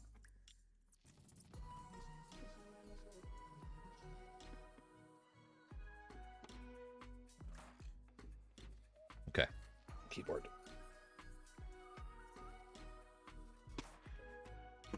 All right, so Etchy, if you're still there.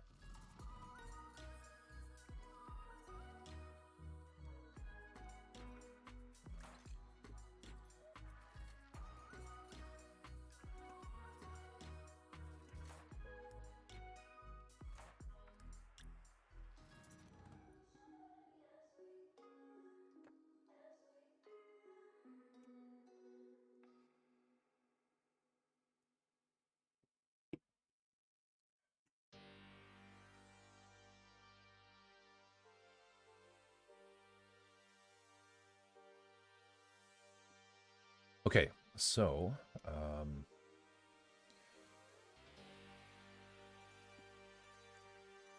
just going to pull this off screen here.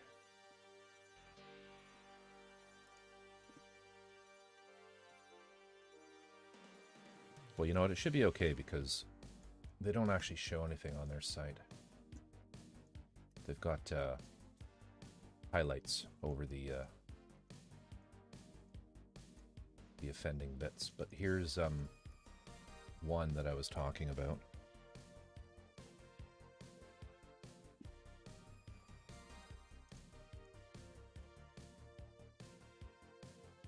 This is a kit that's called Nina Delano.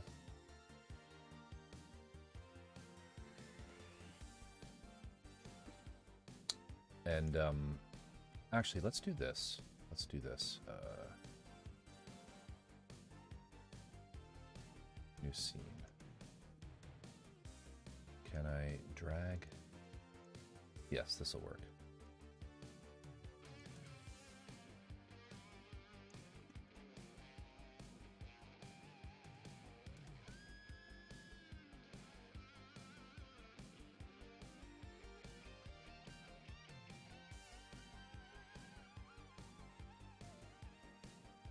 It's the same thing.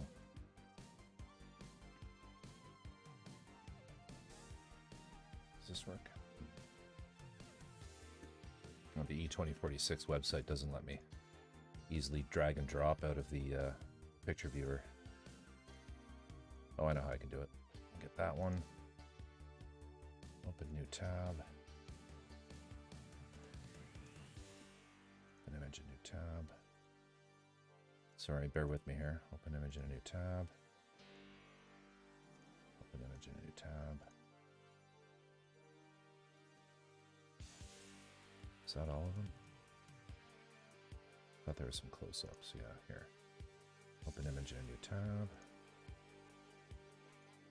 New tab. Tab. Okay. So, let me get these in here. There's her back. I need to set up this reference sheet anyway for the time when the time comes that I actually paint her.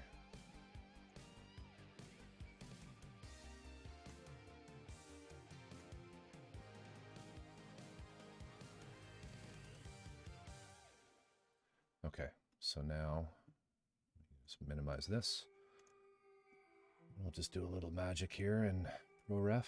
I want to images. I want to range optimal. Oops.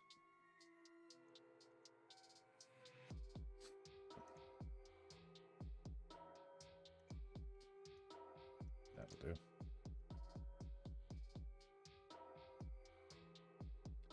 So there you go. Get a good look at her.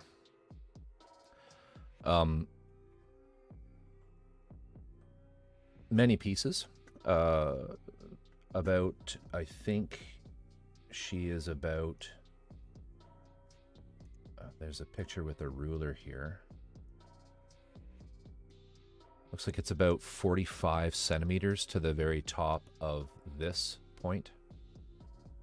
So pretty big. Is there a scale? It's got to be like 1/6 or something. Doesn't actually say. 44 parts. Oh, it's quarter scale. And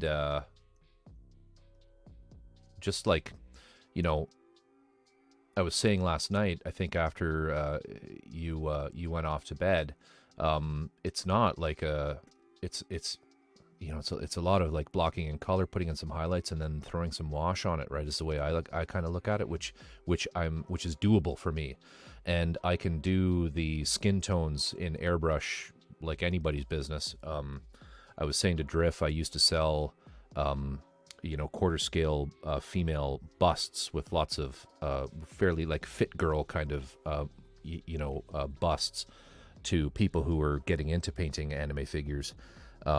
Simply as a practice piece, I would cast them out of I'm trying to remember the type. It was the Smooth On 340 or 320 Smooth On 320 resin, which is really impervious to lacquer thinner. So you could practice on it, right? You could paint your techniques for your anime kits, skin tone. And then if you screw it up, no problem. Just get out the lacquer thinner, wipe it all off, and start over. But yeah, that's the one, Nina Delano, and it's this cool like horror genre. Like, you know, even do they have the oh, they don't really have the bottom of it. Oh, here, you know. She's sort of stepping on this ghoul that's coming out of this tombstone. And I'll actually grab the kit so you can see sort of what you'd be getting yourself into if you pick this up. Then the other one is some IP from Devilman Crybaby. Let me find that one. It's Selene.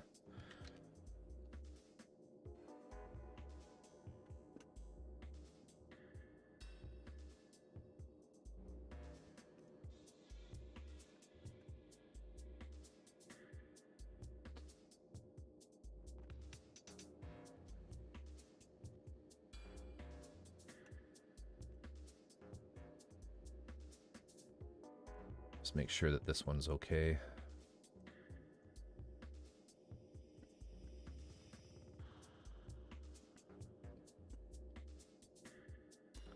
It's kind of censored. We'll just put it on.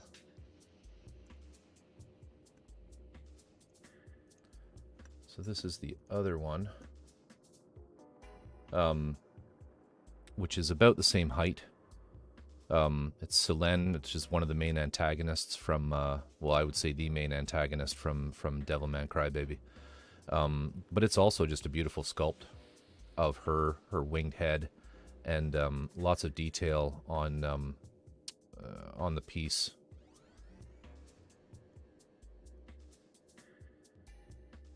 The base is beautiful.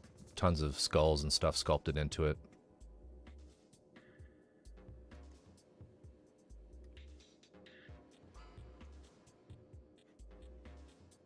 I don't dare go too much further without looking here, because I know with these sites, once they get to the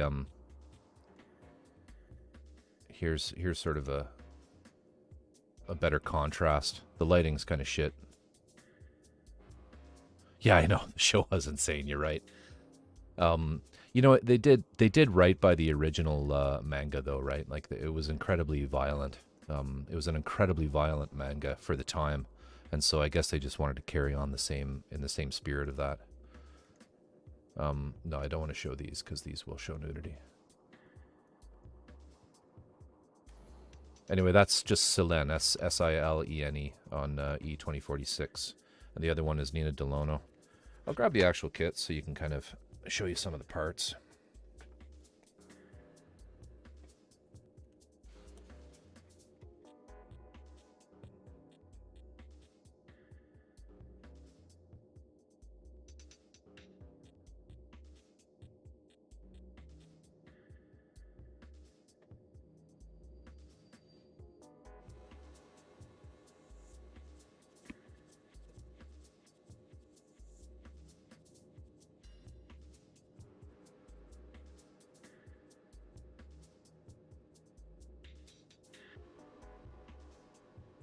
all the time. Just my heat gun fell off.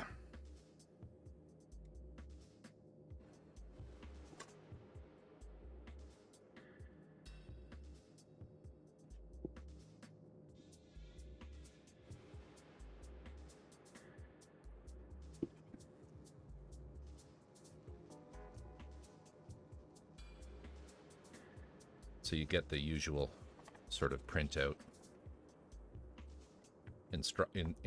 instructions, assembly instructions. Basically just copy the pictures.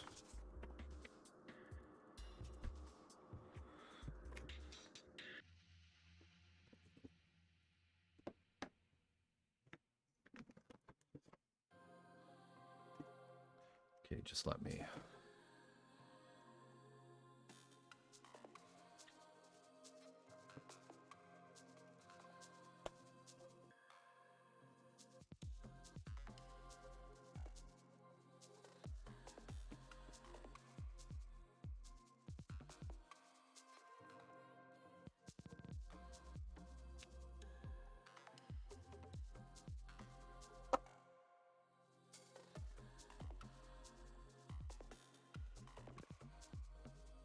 I have a lot of shelf space, Dreamcatcher.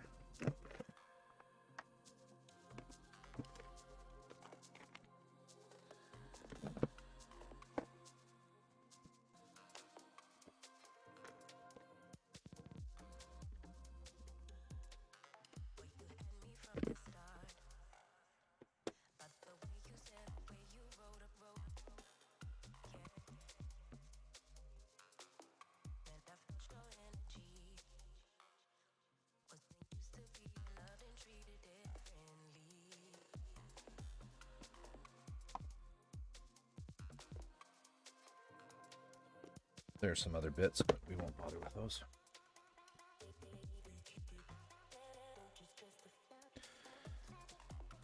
Yeah, so...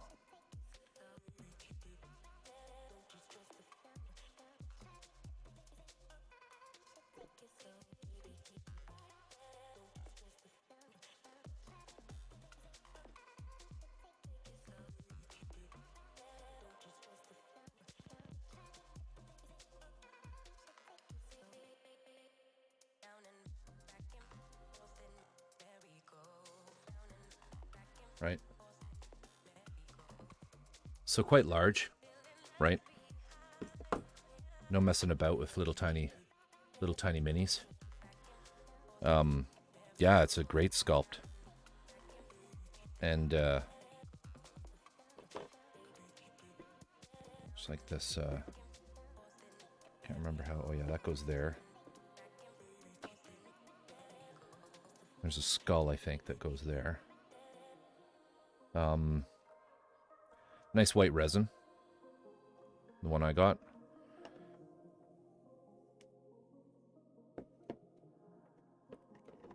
And so as far as the little finicky bits, you've got that bag. That guy. That one. That's her hair and whatnot.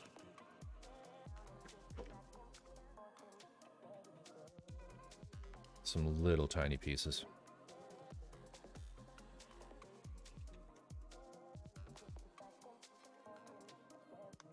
Yeah, there's that skull.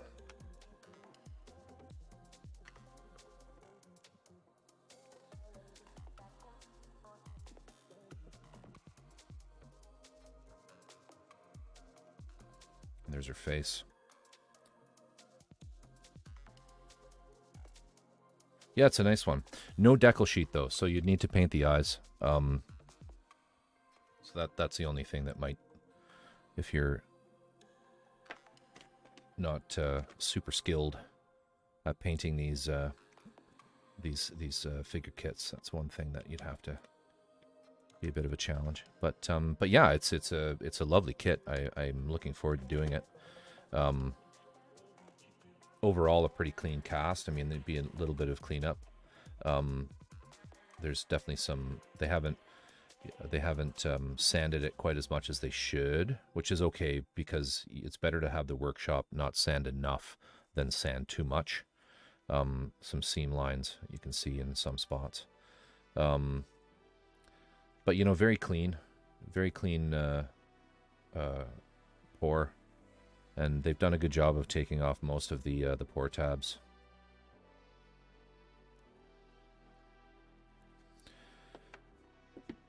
But yeah, that's it's kind of a not so well known, you know, one that you kind of have to. I just stumbled across it in the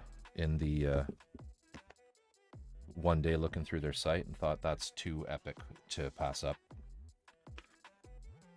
I thought, I don't know what that is, but I'm getting one.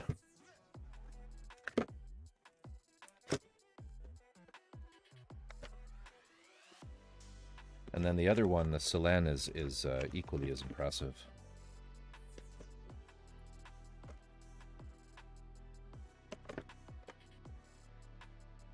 And look at that. That's fucking cool.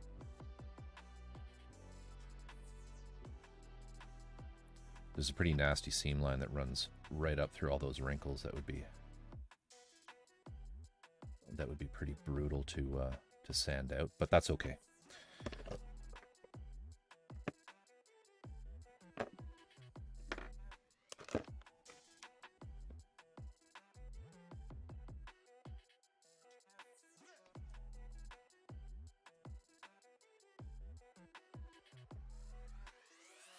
I know, right? Like,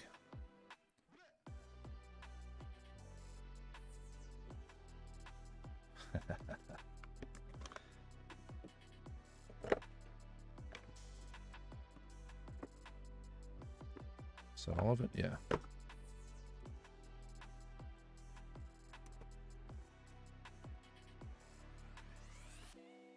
No watermark.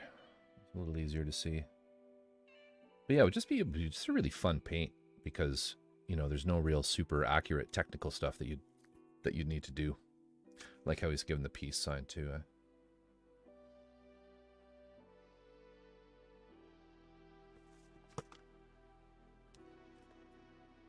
Oh, that's brutal. There's no need. There's no reason for that too. That's just bad mold making, right?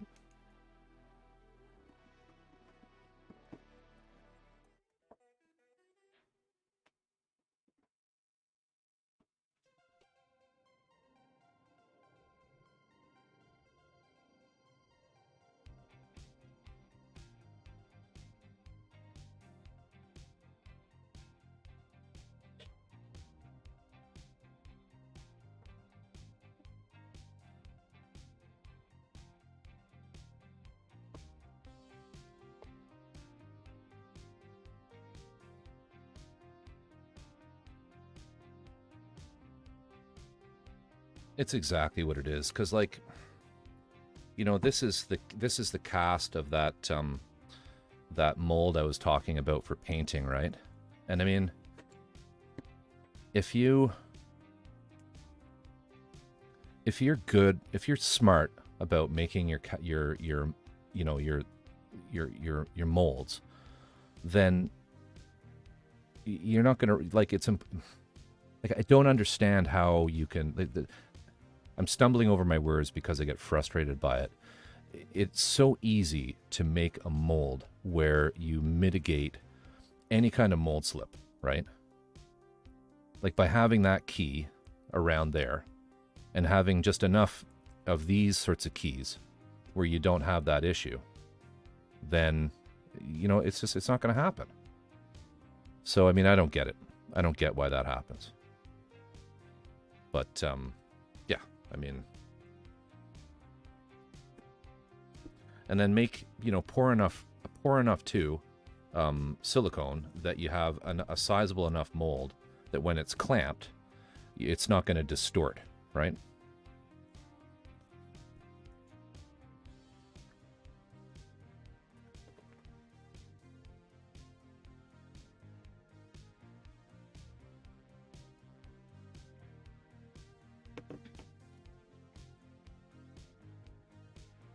This is the mold for these paint figures that painting practice figures that I used to sell.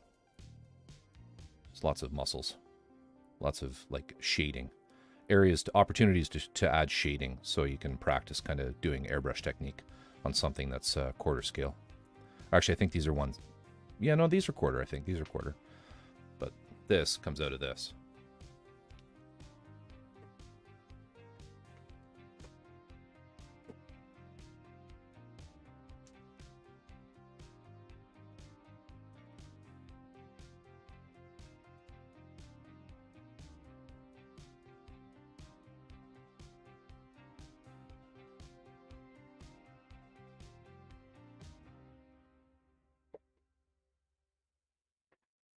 Yeah, it's handy to have something like that, especially in a resin that's really resilient to damage.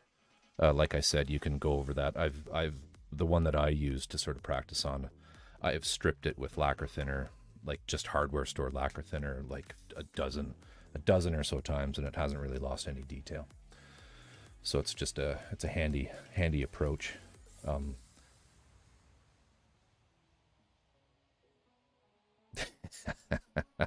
Dreamcatcher. Yeah, absolutely. It's absolutely unrealistic.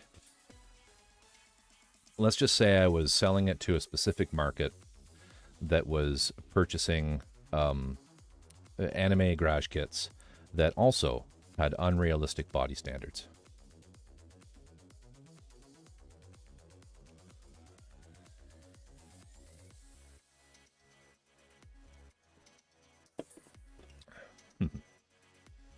All right. So let's mask up the inside of these.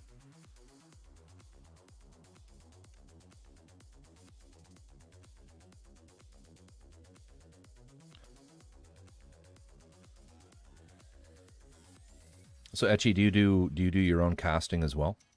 I think you'd mentioned that with the piece you're doing for Avocado, that that was going to be something you're going to cast. Where is my tape there?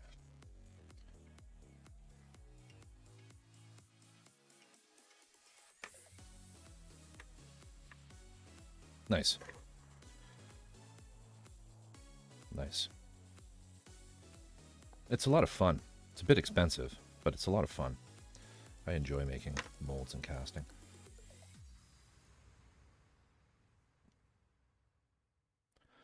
I wanted to do a lot of small parts though, so I kind of went deep and got I got the vacuum chamber for vacuum degassing the silicone, and I have a pressure canister for pressure casting. Boy, does that make a big difference. Yeah, it's a shame.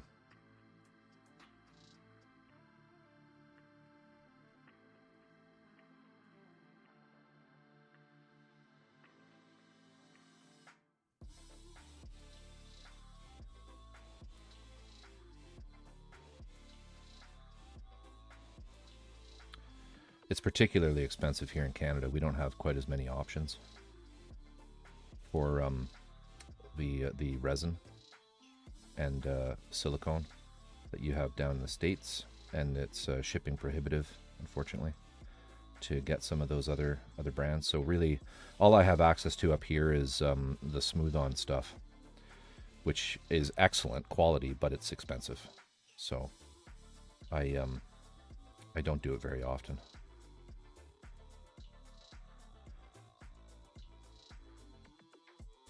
Wanted to do a little project involving making molds for a couple of years now. I want to make a set of Zelda rupees of different sizes from green to silver. That's fun. That is fun.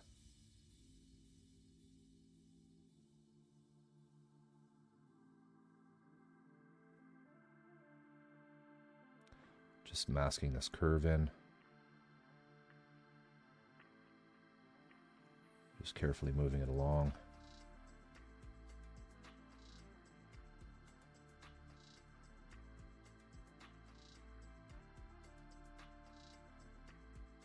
Yeah, I hear you. I do exclusively use their products because there's nothing else. Well, that's not totally true. I can get like the art art resin, the clear stuff. Art resin, I think, is the brand. I can get that on Amazon, but it's, you know, it's not. It's kind of useless for what I just showed you. It has a really long pot life too, which is frustrating. Like I like the 320, smooth on 320 and stuff like that because it's like 15 minutes, and then it's cured in like an hour.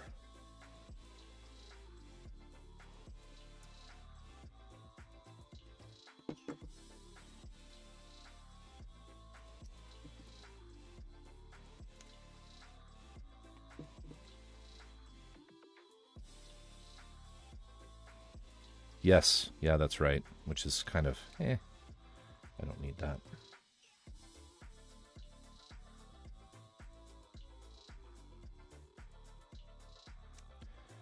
And then for the silicone, I generally just use Mold Max. They're tin cure.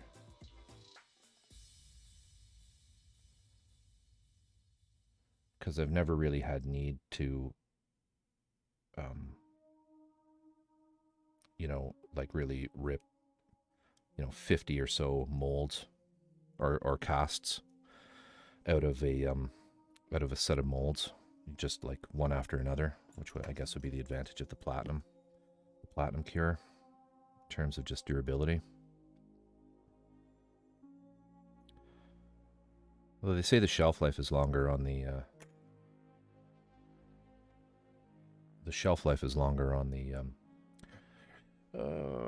where's my tape? There. On platinum cure, but I haven't had, I have some molds that are pretty old, and they seem to have stood the test of time so far.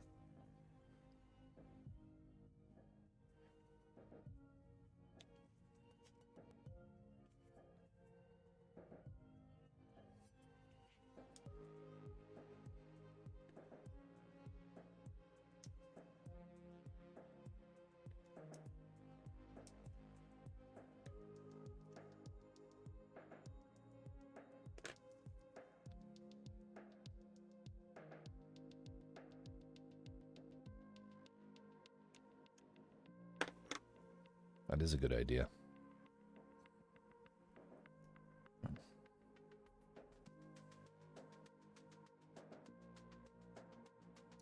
It's a bit of a funny outline on this one. It comes in.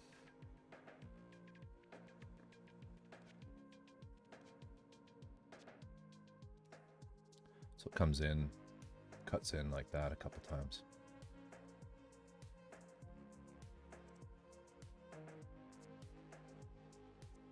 Yeah, so I mean,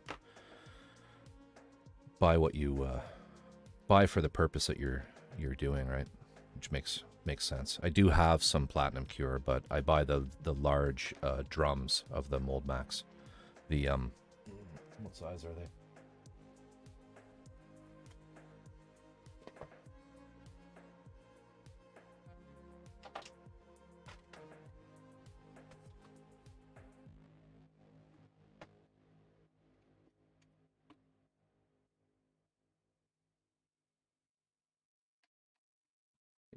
These big guys, right?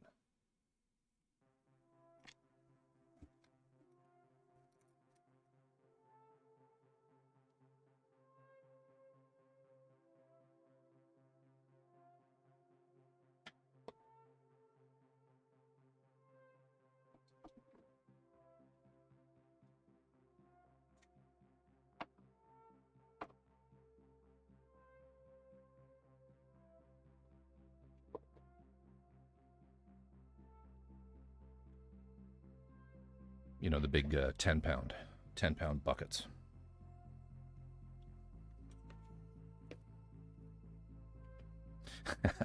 Production studio would be the you can buy them in like practically the size of oil drums.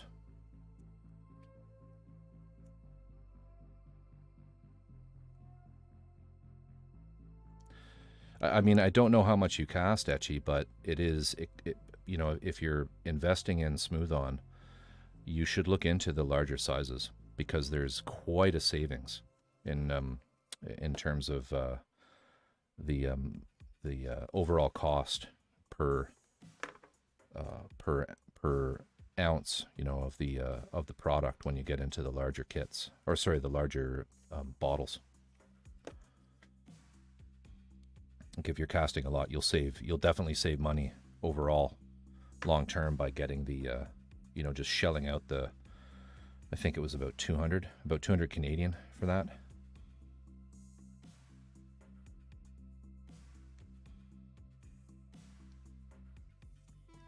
It's the here, I can find it.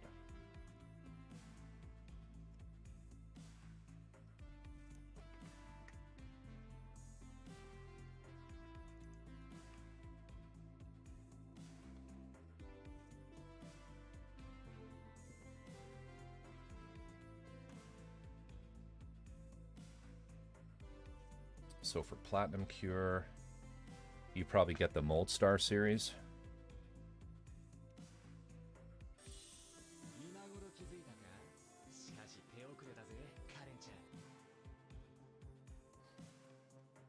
Aspen6, thank you for the follow. Welcome, welcome, welcome.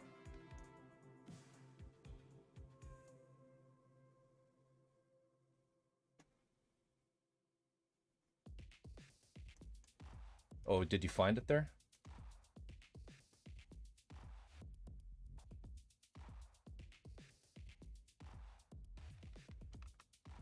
Yeah, it sounds like you're looking into it. I'll save the trouble then of going and finding it. Yeah, I would just dig around on their websites. You'll find that there is quite a significant savings in buying in not getting those little tiny bottles, the pint size ones.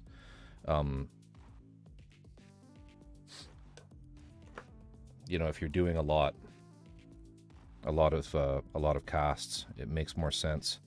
Just make sure you get that product saver, that gas that you spray in on top of the stuff that kind of keeps it if you don't tend to cast constantly. I can't remember the name of it, but it's sort of a preservative that you spray over the top.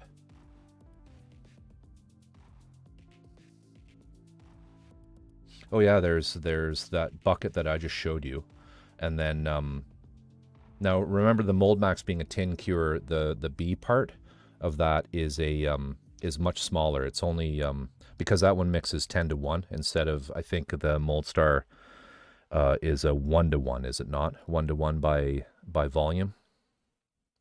Whereas like the B part of that big bucket is only a smaller jar or a plastic container.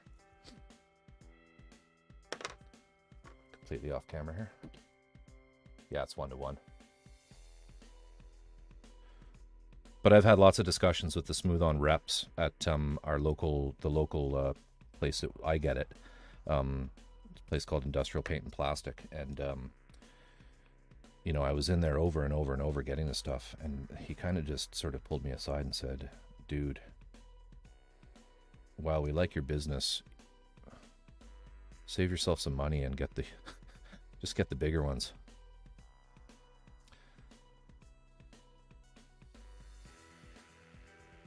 Tear, have yourself a great evening. Always a pleasure having you. Hope you have a great weekend, and we'll talk to you next time.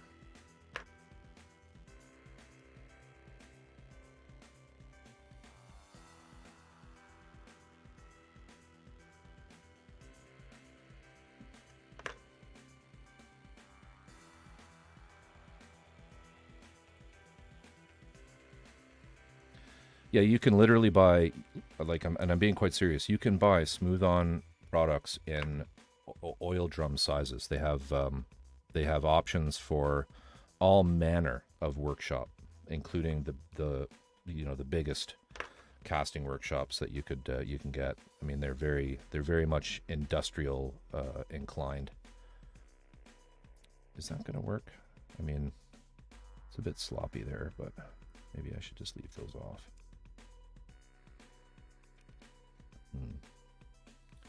I think what I'll do is I'll over mask those bits.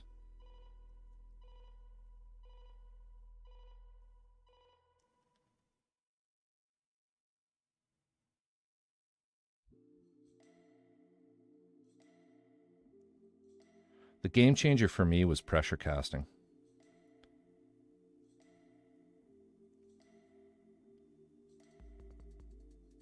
You know, being able to do small parts without ever having fails with bubbles. That was where things got a lot easier for me.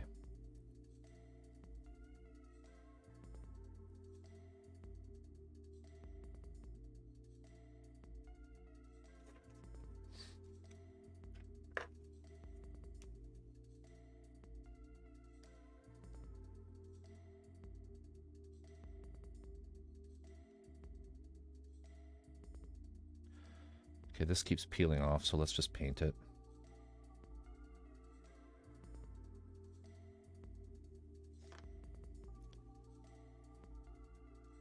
There you go, yeah.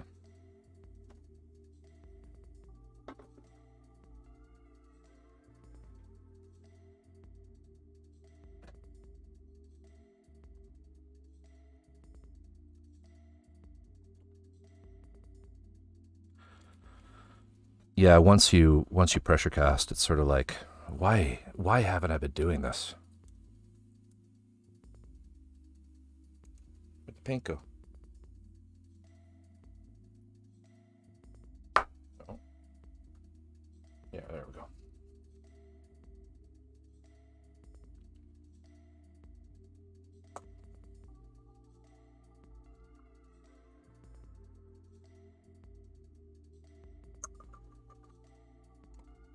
Well, and cost of material as well, right?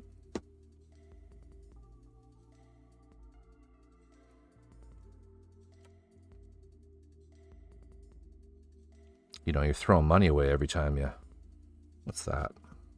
What's that?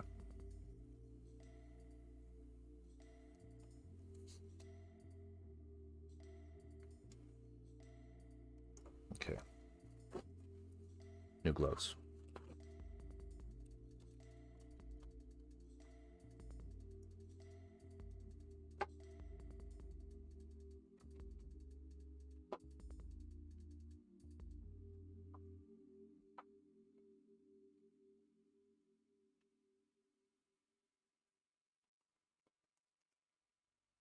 Etchy, have yourself a great evening. Thanks for dropping in. Always a pleasure chatting with you.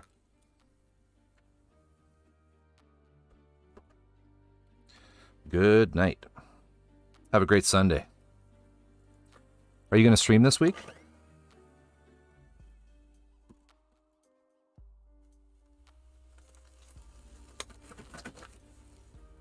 If so, I will definitely check it out.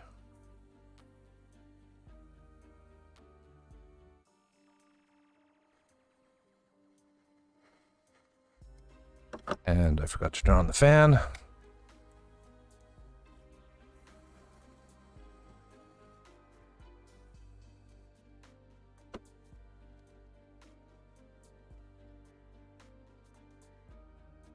Sounds good.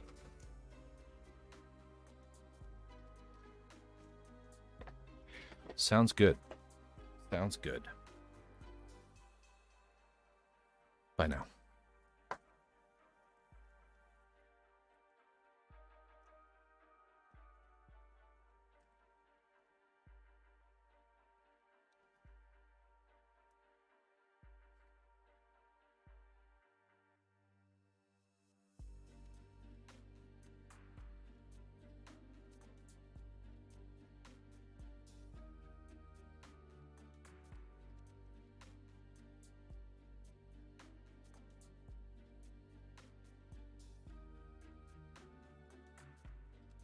Time zones, man. I always forget some of my viewers are way later at night than me. In fact, most.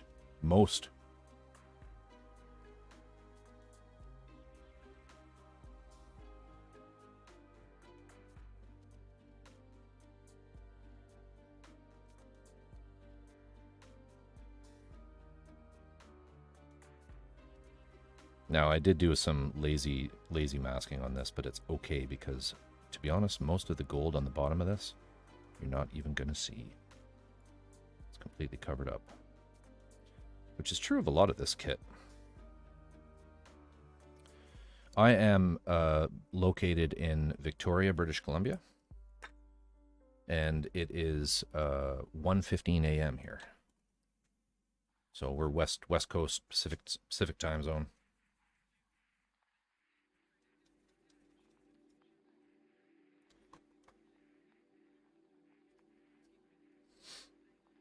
Oh, is Las Vegas is that Pacific time zone as well? Yeah, I guess it would be. I was thinking it'd be Mountain Time, like one over. Yeah, okay. Cool.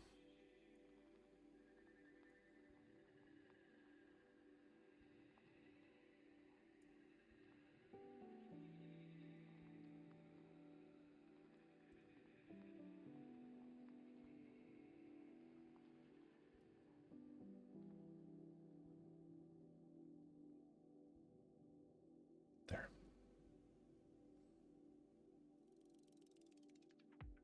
It's pretty. You're 3 hours ahead. Wow.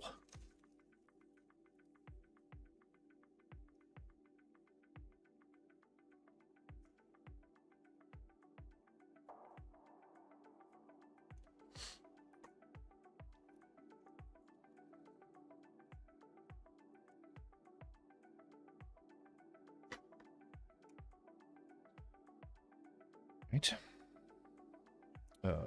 So should I glue that?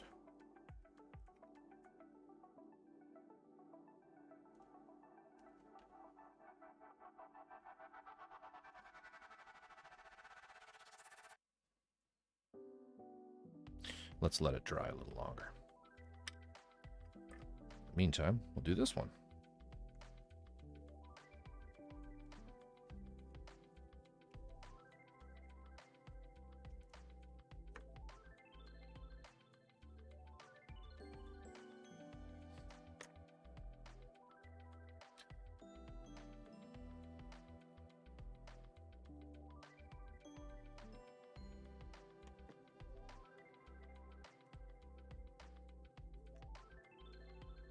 So Drift, the Sonic 4K, does it have a mono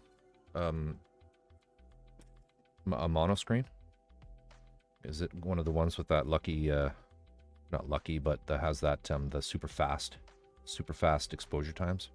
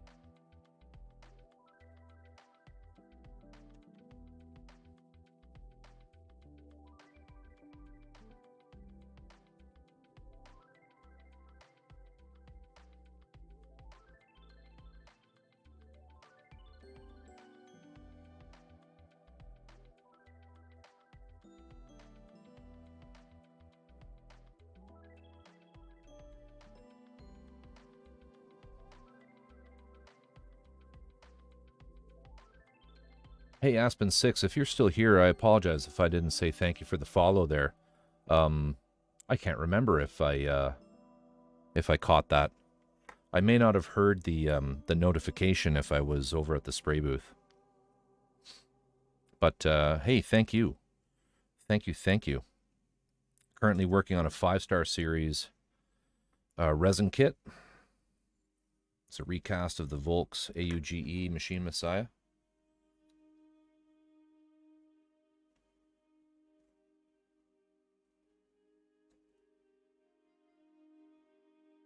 Which, if memory serves, is about a... Oh, sorry, I was just saying, so your 3D printer, that's a, that one has it got the, Has it got the mono screen with the really fast exposure times? Oh, great. I did get it. Cool. Thank you again. Thank you for the follow. So yeah, we're working on this kit.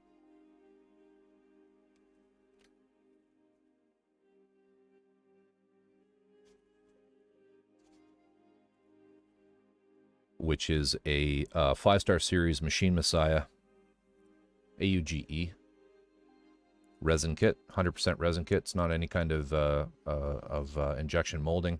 It's all poured resin. It's the torso. I don't really want to touch it with my hands.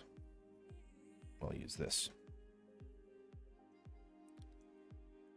An idea of the head looks like. It's a bit dark, sorry.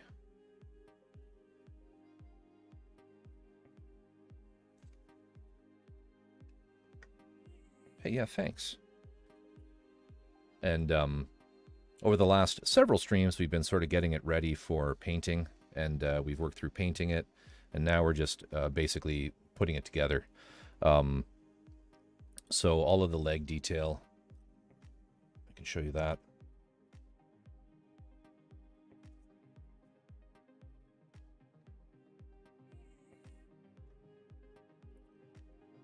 You know, the 5-star series content is just super sexy looking. Everything's slender and pointy for the most part. You know, your mecha's got to go into battle with high heels because it's just the sensible thing to do. If you're gonna fight in style, right? So this was done with Alclad gold, pale gold for all the gold pieces. And the black armor plates are the Alclad black chrome, which is a 2-part process where you spray this enamel black to get a very high gloss enamel black, over which you spray the chrome. That's not actually it. Is it? No, that's not it. Where's my black chrome?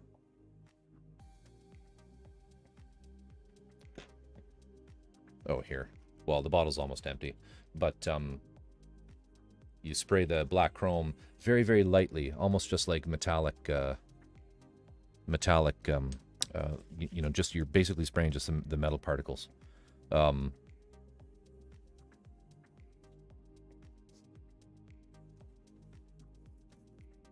Yeah, but that's sort of what we're going for, and it's a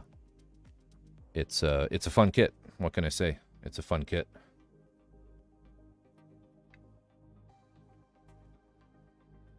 Hey, yeah, if you have a choice, go out in style, right? Like, you know, well, if you've read any of the 5-star series stories, you sort of understand that it's like a, you know, the fights themselves are almost like they're fights of nobility. You know, there's almost a feudal empirical system to the politics of these things, and so there's a lot of pomp and circumstance with respect to the battles themselves. So, you know, they're all the pilots that are in these giant machines are these machine heads, they call them, are you know, they're usually noble class individuals with, you know, their shoulder epaulets and or what do you call those things, those tassel-y gold things on the shoulders and all that shit. So I mean, they want to look as regal as possible.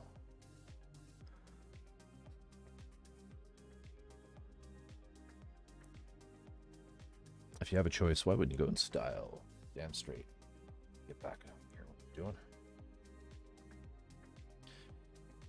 It occurs to me that if someone wanted to, they could do a much more intricate paint job than what you're doing here, but it would take so much longer.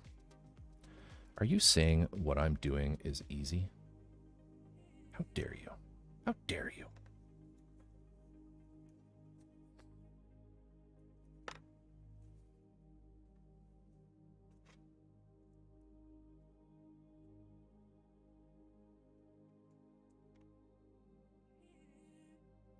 You are of course absolutely right, Dreamcatcher.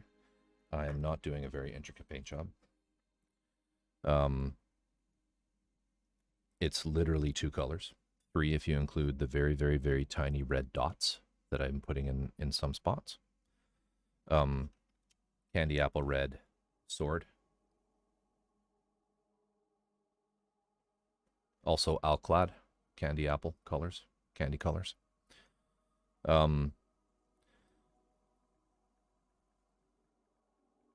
But I don't know. I mean, like there's an elegance to the sculpt on this that I think wouldn't be well served by a very busy, detailed paint job. But you know what? You're right. You could. You know, there was a point where I thought, well, maybe I should do a third color. Like if we look at some of these pieces. So these are the side. Let me just get it back here. Yeah, so these are the side skirt armor plates for the sides. So they go like this.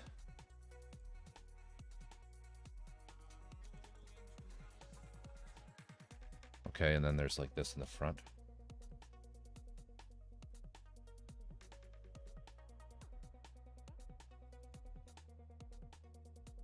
Right, and then another one over here. These guys, though, this thing is such a dust magnet. It's ridiculous. I'm going to have to put it in a hermetically sealed chamber once I'm finished. But each of these little pieces here, these guys, they were all separate parts. And I did actually think, well, maybe I should do those in copper. That might be kind of neat, just to give it a little bit of, you know, something else. And I did actually try painting one in copper to see how it played with the gold, and I didn't like it. I just thought it looked better. It looked better as just black and gold, black chrome and gold.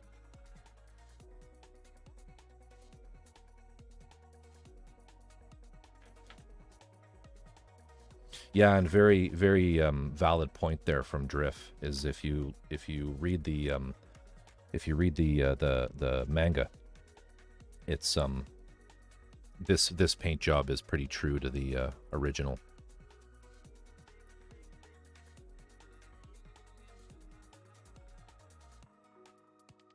Yeah, a couple colors and an emblem, usually a house emblem, right? Oh yeah, here we go. Yeah, it's 4K mono depending on the resin layers. 2 to 4 seconds. Sweet. 3.5. Almost got it where I want it. Increasing one. Nice. That's awesome. Yeah, I'm sort of considering upgrading what I have, and I really don't know what to get. I'm a bit lost. Easy is a word I would. Yeah, I was absolutely kidding. I know what you're saying, Dreamcatcher. But you know, Gunpla, I think lends itself more the styles of Gunpla and Gundam lends itself more to complicated, very complicated color designs. Just doesn't really look right with the 5-star stuff. You know, even if you go and look at the 5-star kits that are available, even the ones from Volks, you'll see that there's not a lot of complexity to the palettes.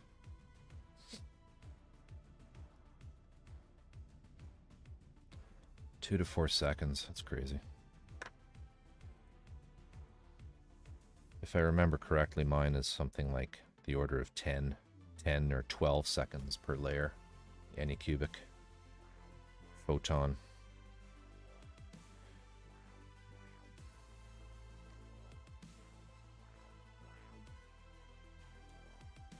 Which has absolutely been a workhorse for me. It has printed so many things. An insane number of things.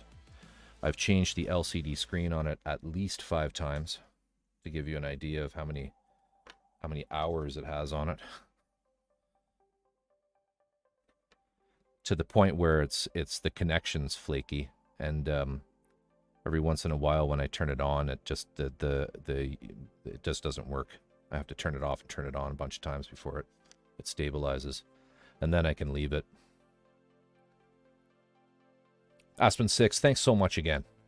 Have yourself a great evening. Good night, and have a great Sunday.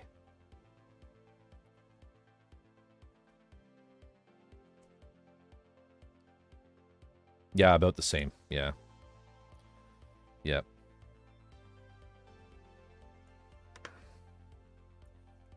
Yeah, that's what pissed me off too about the not the Anycubic, sorry, the Peopoly Moai, is I spent so much money on that and had so many frustrations, and then I picked up literally a $300 printer, and it just worked. No problems. It just worked. Whereas this $2,000 printer was a piece of shit.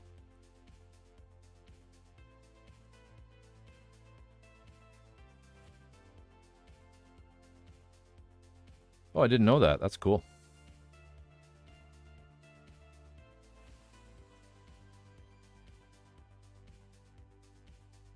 Yeah, I understand that too. That would be because I think the Anycubic is that's like a 2K screen basically, isn't it?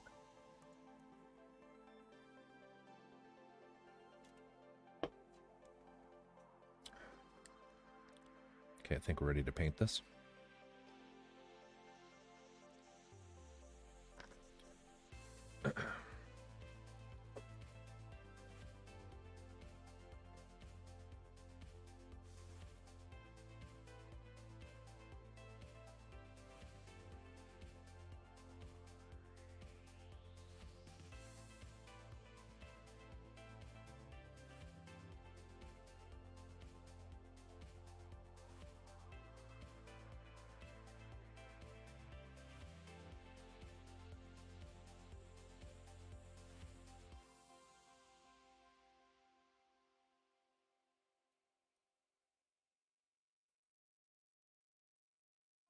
Just going to clean this out because I don't think we're going to use it again.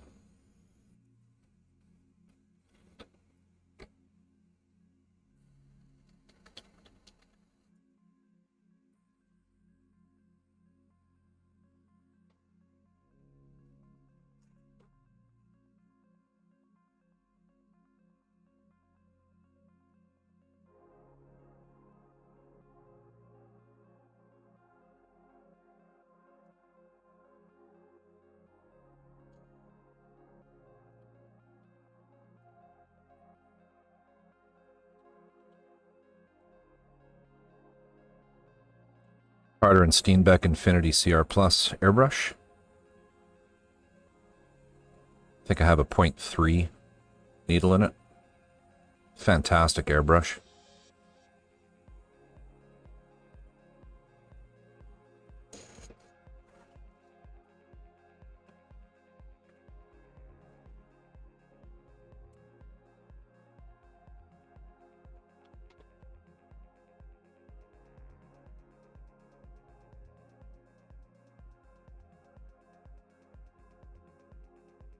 Hey, Bora. How are you?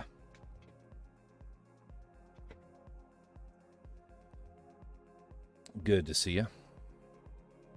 And now that you're here, everybody, thank you for coming on stream. We're going to be calling it... No, I'm joking. I'm joking. Yeah, we went with the Frozen... Went with the Frozen Sonic Mini 4K because it has... Yeah, okay.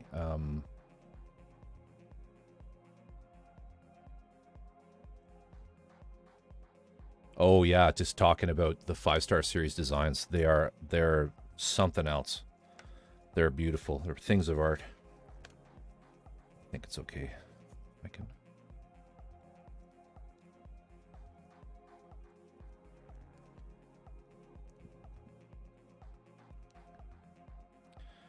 Drift and I have talked about it before, but the main issue with 5-star series is it's pretty inaccessible.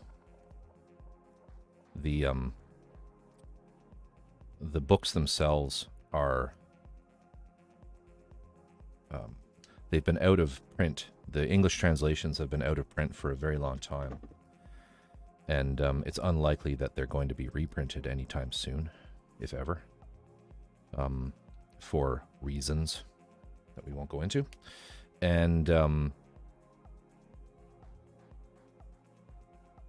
as a result, the early ones, like, I mean, correct me if I'm wrong here, Drift, but like about the first half of the series, you can get maybe for $70 to $120 a volume. But the later ones, the later issues of it, you'll see them for sale for $1,000. At least like Canadian. You'll see them for 1,000 Canadian. Which means if you want to read it, you're looking at really finding, an illegal torrent of it. It's really the only way you can find it and read it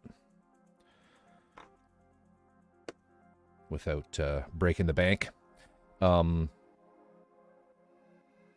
Yeah, Bora. So we're working on the 5-star series. Machine head. That's it there. Just working on the arms tonight.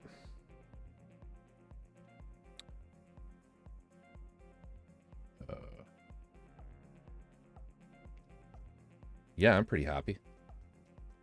It's coming along. Can't complain.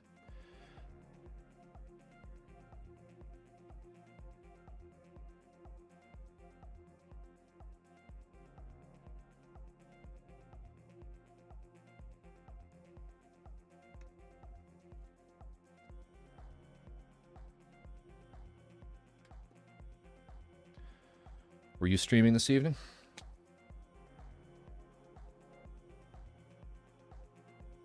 If so, how'd things go? Let's glue this.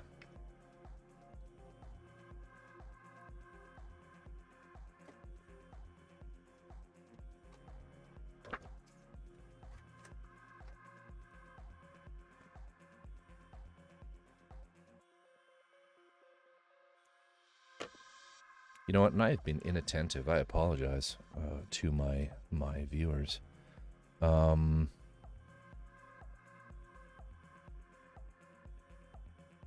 is it here? I know she has gone to bed, but if you are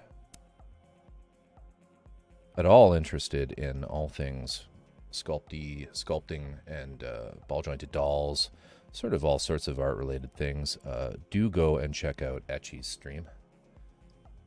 Go and give her a follow. Follows are free. And same goes with Bora. Excellent streamer as well. Go and give them a follow.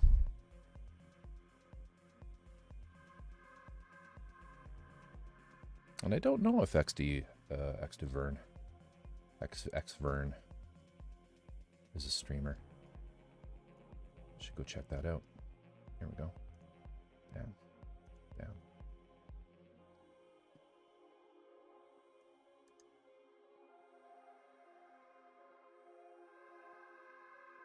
Oh yeah, does some gaming.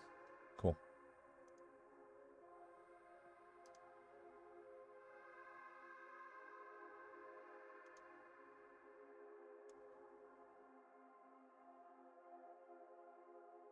I don't know how to close that.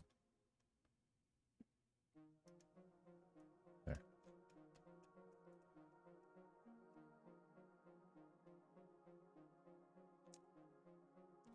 Here's a shout out for Xvern as well. Does some gaming. Hey, no worries, man. Follows are free, right?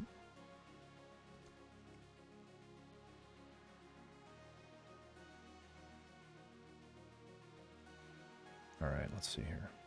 Here's my glue.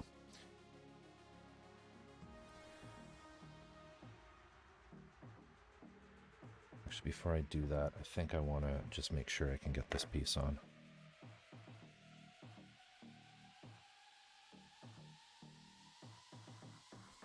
So what kind of content are you going to be doing, Drift?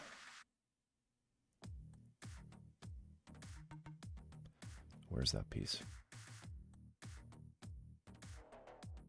There it is.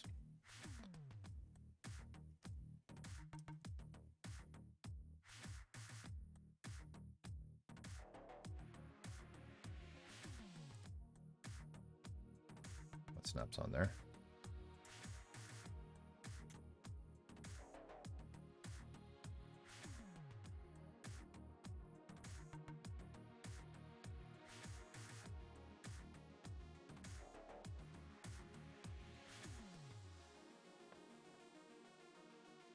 And do I have the other one of those out?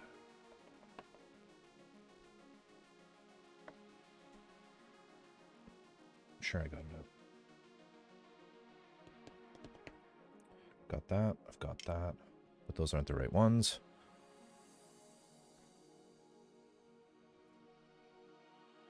I have this weird myopic vision thing going on where something will be right in front of me and I won't see it.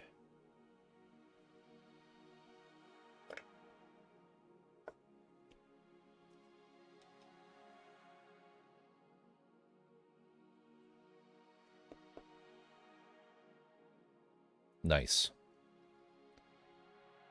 Old computers. Go on.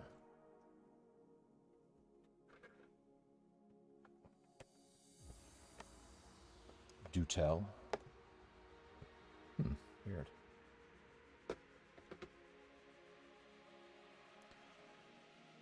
Oh, it's attached already. I'm an idiot. Look at that. I'm an idiot. Hey, Unpredictable Artist, how are you? All goes well. All goes well. Just continuing work on the 5-star Series AUGE.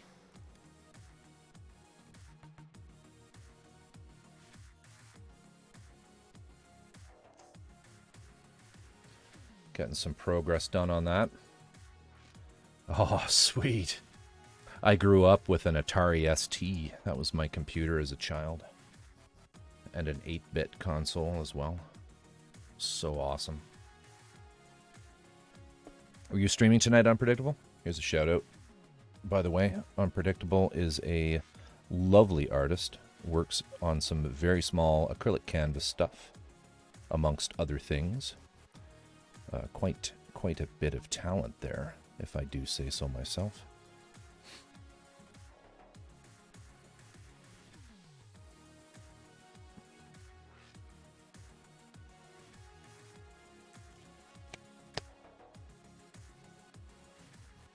Oh, you're most welcome. Nice. Atari 400. Sweet. Sweet.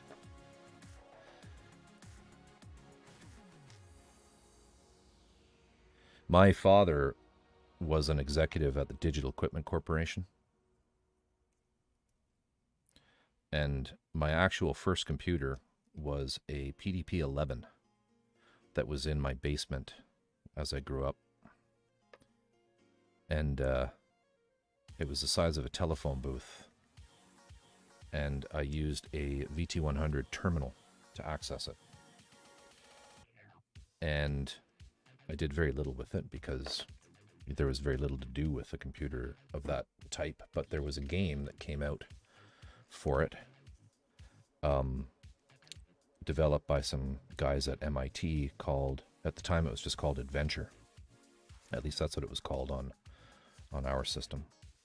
And it was basically what we know as Zork. Right? The text-based game where, you know, you start when you're standing in front of a White House. Beside you is a mailbox. I'm not sure if that rings a bell. As a retro computer person, yep, you should know what that is. But that was the first video game that I played, and I do believe, short of Pong, I'm not really sure. I think Pong may predate it. I think it was probably the first one of the very first games. Right, so what the hell am I doing with this stuff? Oh, right.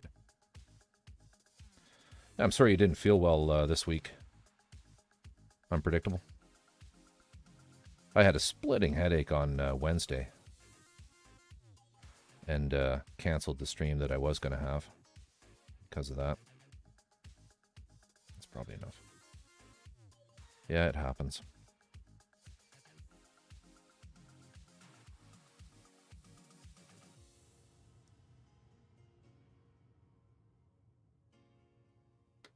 Oh, fuck. Come on. Cooperate, damn it. There we go.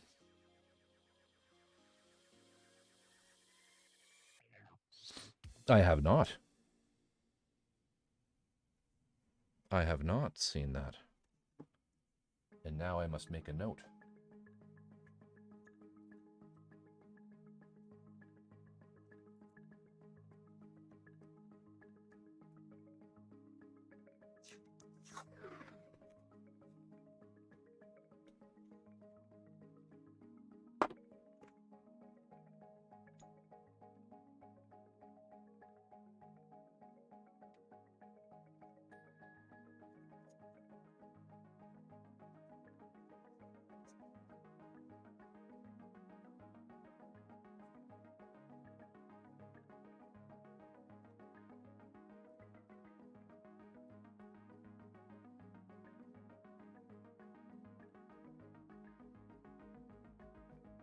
I will definitely check that out. Yeah, started with that. You know, nothing. You couldn't really do anything with it. I mean, it's a business system. It was a PDP-11, right? Like, it's a database. And then shortly after that, we had the Radio Shack TRS-80 for a very long time. For several years. Do you remember the era where your video games came on cassette tapes?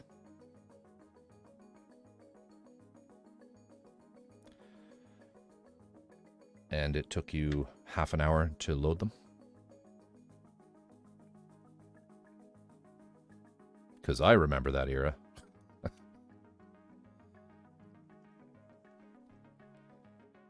right. Let those dry up.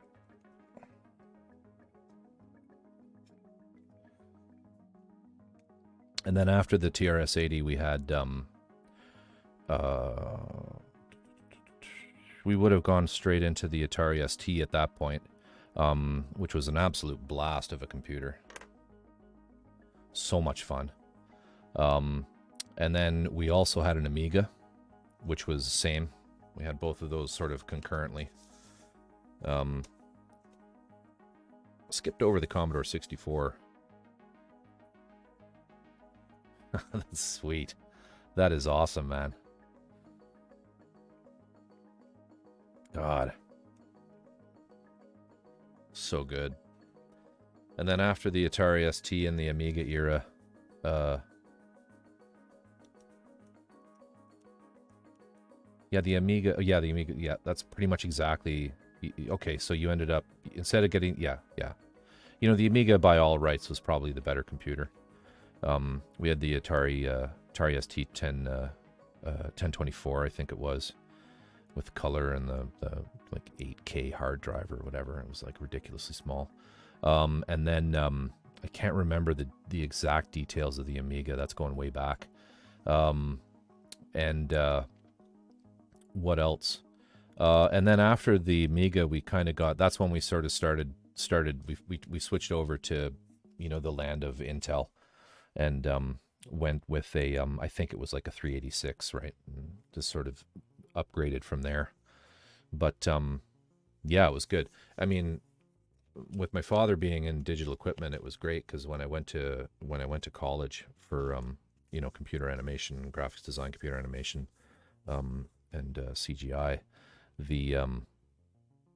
I was able to have all this pretty funky hardware. Like I had an Alpha workstation and stuff like that, which was neat to have. But yeah, Spectrum ZX, oh yeah, killer stuff. It's crazy. I'd love to have. I think my dad threw out all that stuff, which is too bad. But I'd love to have it and set it up, the Atari. I mean, I don't. If I had a Commodore, if I was a child of Commodore, I probably would. I would keep that, but I don't remember. The same era. That's when my friends had Commodore 64s, whereas I just had this. The TRS 80, TRS 80 or TSR 80. I can't remember. The color computer, and I don't think there was anything really on it redeeming enough to play. Or to keep again. I just remember one game with dinosaurs where my sister and I would just sort of, run off into the distance. But it was weird growing up. Like, I never had a Nintendo, never had a Sega, never had any of the consoles. Always PCs.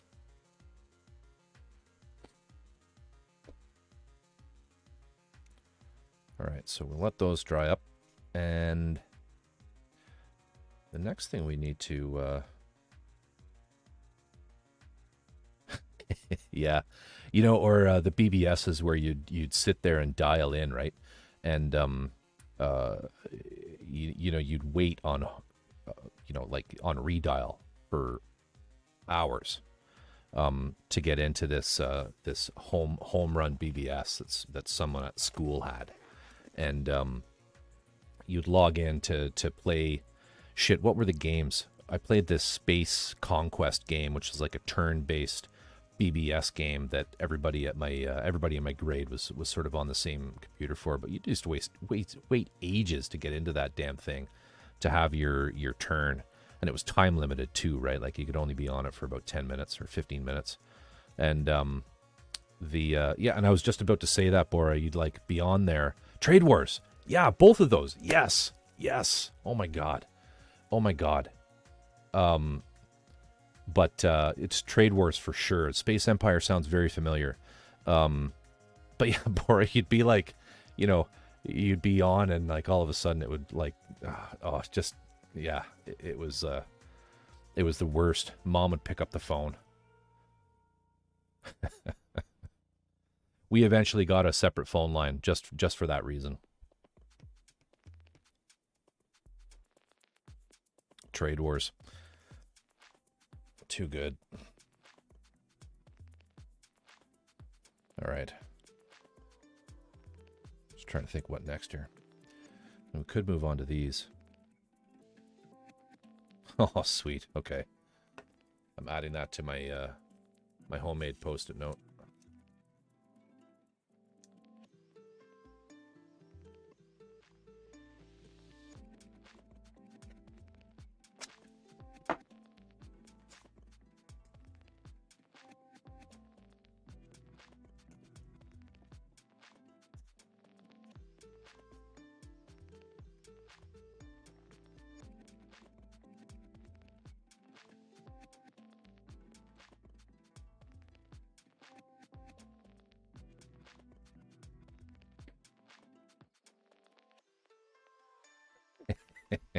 Yeah, that's right.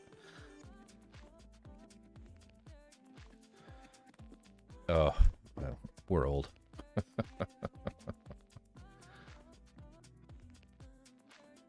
Yeah, I hear older people had to like blow on the cartridges.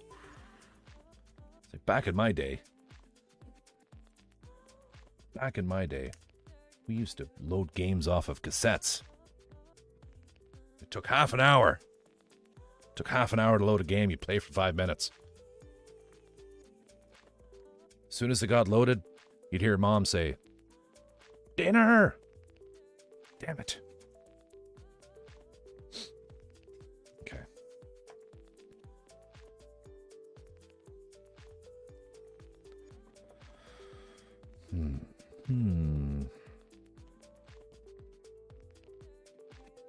I guess the next logical thing would be to assemble these two parts. I should get another glove.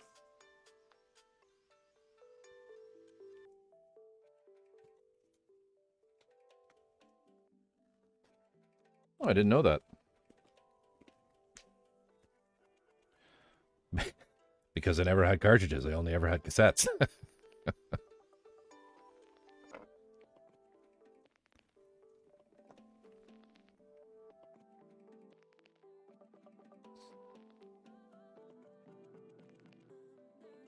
Yeah. Back in my day, there were no epilepsy warnings before games.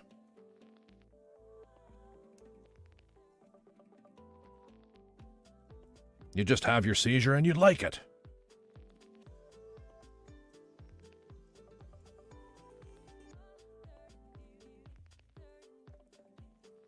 I don't know if I want to glue this together yet. Because there's some details in here. Some pieces that go on there. Should I? I don't know if I should.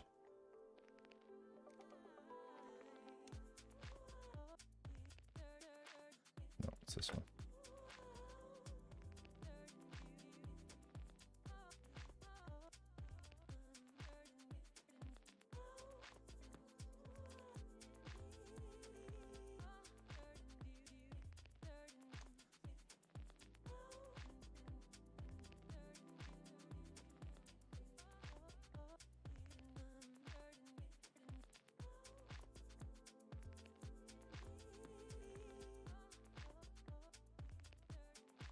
Yanjing. Yeah, I know that one. I don't have it, and I have not built it. Let me just... I think I know what one you mean.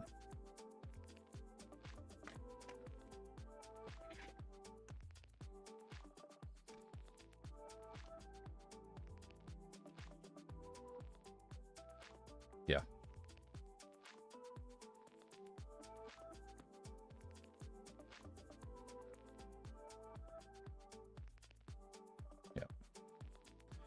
I thought the same. I thought the same. Trying to find a large version of it. Yeah, there's aspects of the Mirage, the Jagdi Mirage, that are sort of the same. There's lots of wispy bits. Just trying to find a decent sized photo of it.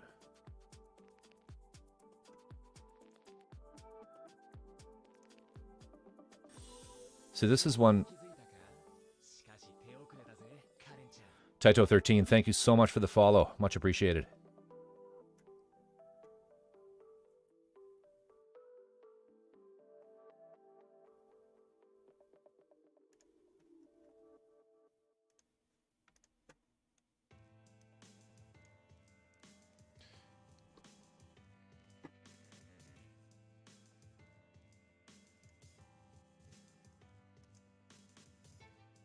That's not what I want.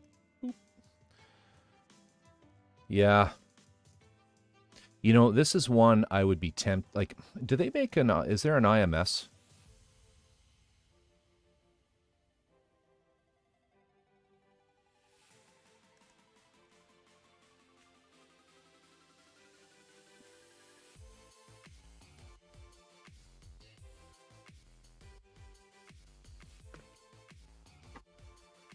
I always do that.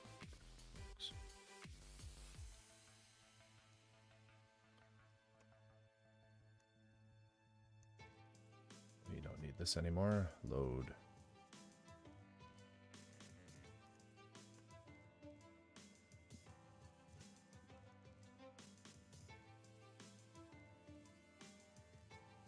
That's what I want.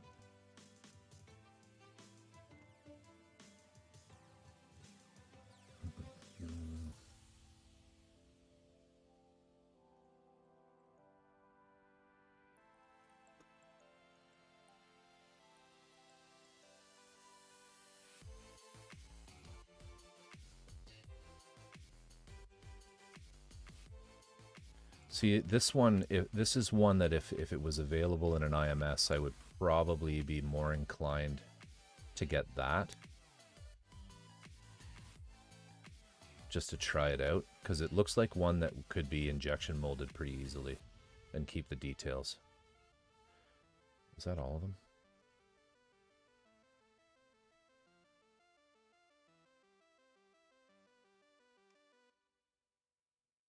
But I don't see it there. Now, mind you, I am on the US site. I never trust the US site to have everything.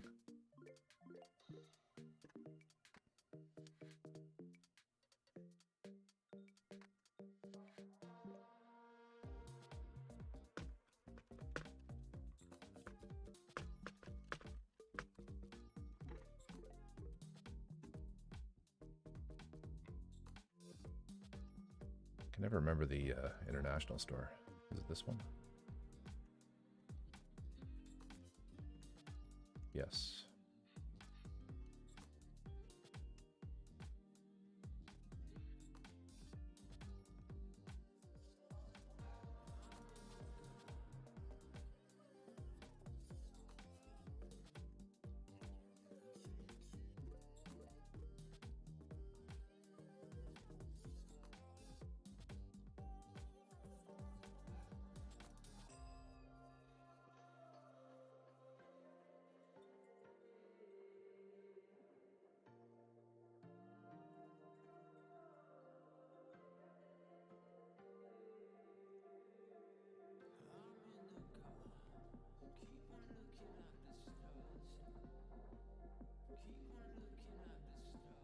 It might just be a resin kit.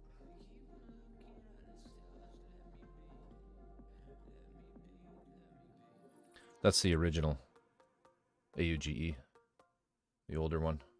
That's actually what it looks like in the books.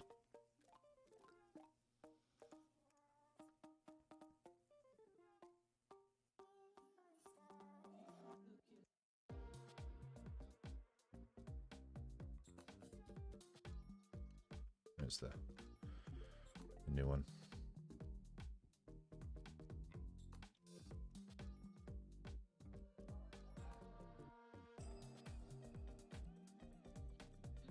Yeah, I'm sure I've seen this as an IMS kit, but it could be Mandela effect or something weird.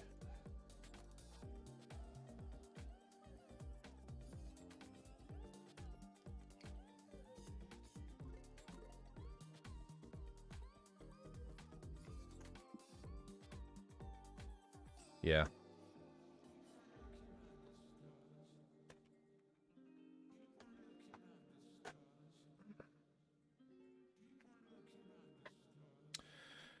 Well, we've made a lot of progress here. We've got these pieces done. These are the hands. I can take some of these parts off here, show you roughly what these look like. All right, so I've got that over there.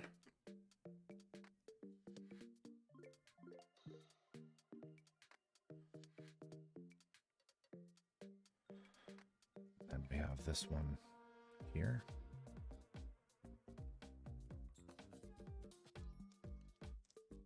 That one doesn't really sit well, so I'll have to cup it like this. And then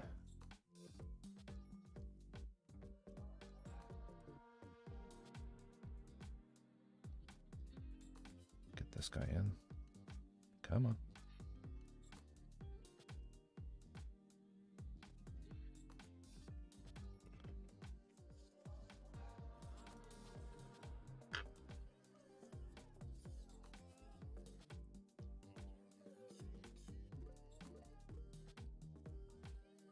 There we go. And there.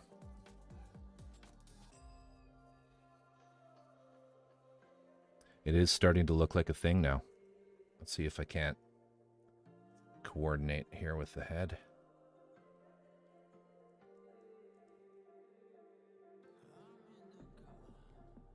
Yeah, it's looking pretty good. It's a lot more to do, but we're getting there.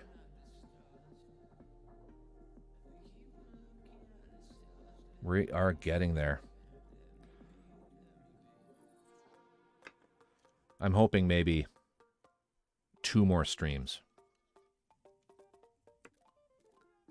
Because I think the, oh, well, 2 more streams. I don't think I'm going to bother with these pieces on stream. I'll do these in my own private hell. Without dragging you all along with me.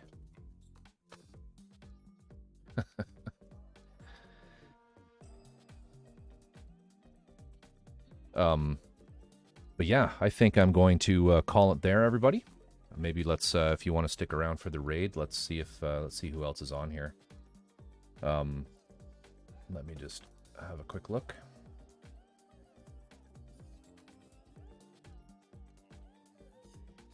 Inside right now, and Marquis not able to land that shot. Let's see here. Whew, not many people.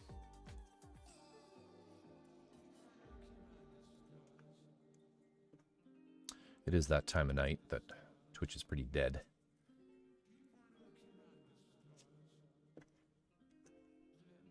There's Creaturist on. Wonder what he's doing. Move here. I'm gonna move in with Dad. And she was like, really? I'm like, yeah. Good. She knew I hated my father's wife. She's a freaking. He's complaining about his family. Like she really wants that. Extreme moderation. What's he painting? He's doing some Warhammer. I typically don't even watch now. Okay, do tell. Like Do tell, Unpredictable. And then it's only right after I've streamed. That's why I end up catching you at the end of yours. Dead On Studios. Let me just pull them up here. Pull them up. Paste.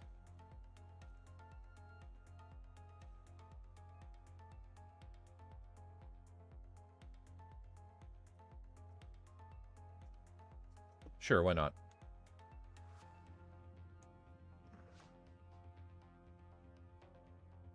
Dead On Studios. Working on a comic. All right, sounds good. Let's just do that. Anyway, thank you again. Thank you all for coming. Much appreciated. Thank you for the new follows tonight, and thank you for the company. I'll be back on Wednesday evening.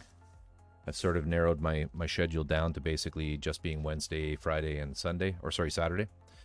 And yeah, it's always a pleasure talking with everybody, and I will definitely look forward to the next time. Yes, and my emote got approved, so I do have an emote now. My Rye Crow. Rye Raven. Yeah, and so thanks again. Oh, and there's one last thing I wanted to check there. Speaking of IMS kits, Bang Doll, yeah, that one is pretty sweet. That one is pretty sweet. The 1/100 Bang Doll. I might just put myself on that list too. I might just put myself on that list too. I am going to pick one up. I am going to pick one of the IMS kits up. Just to have one and know what it's like, because I've only ever done the resin kits. Yeah, it's time. It's time to check that out. Let me get my my board up here. Creator dashboard.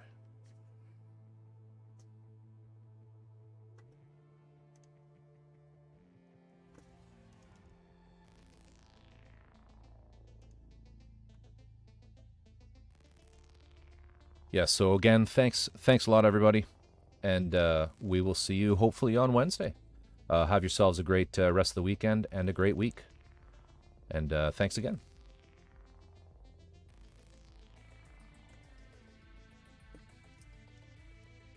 Good night, all.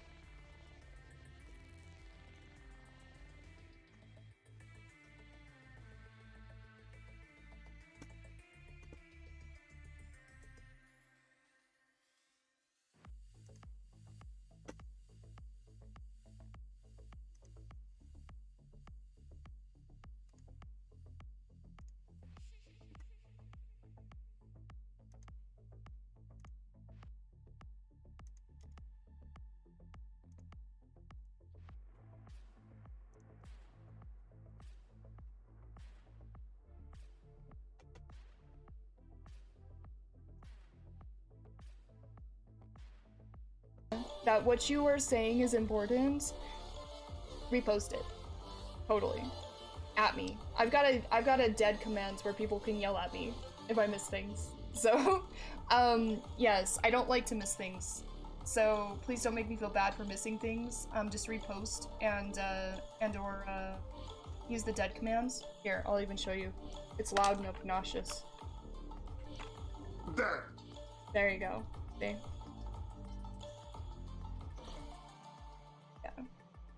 It does take points though, so just know it does eat your. Just so people don't.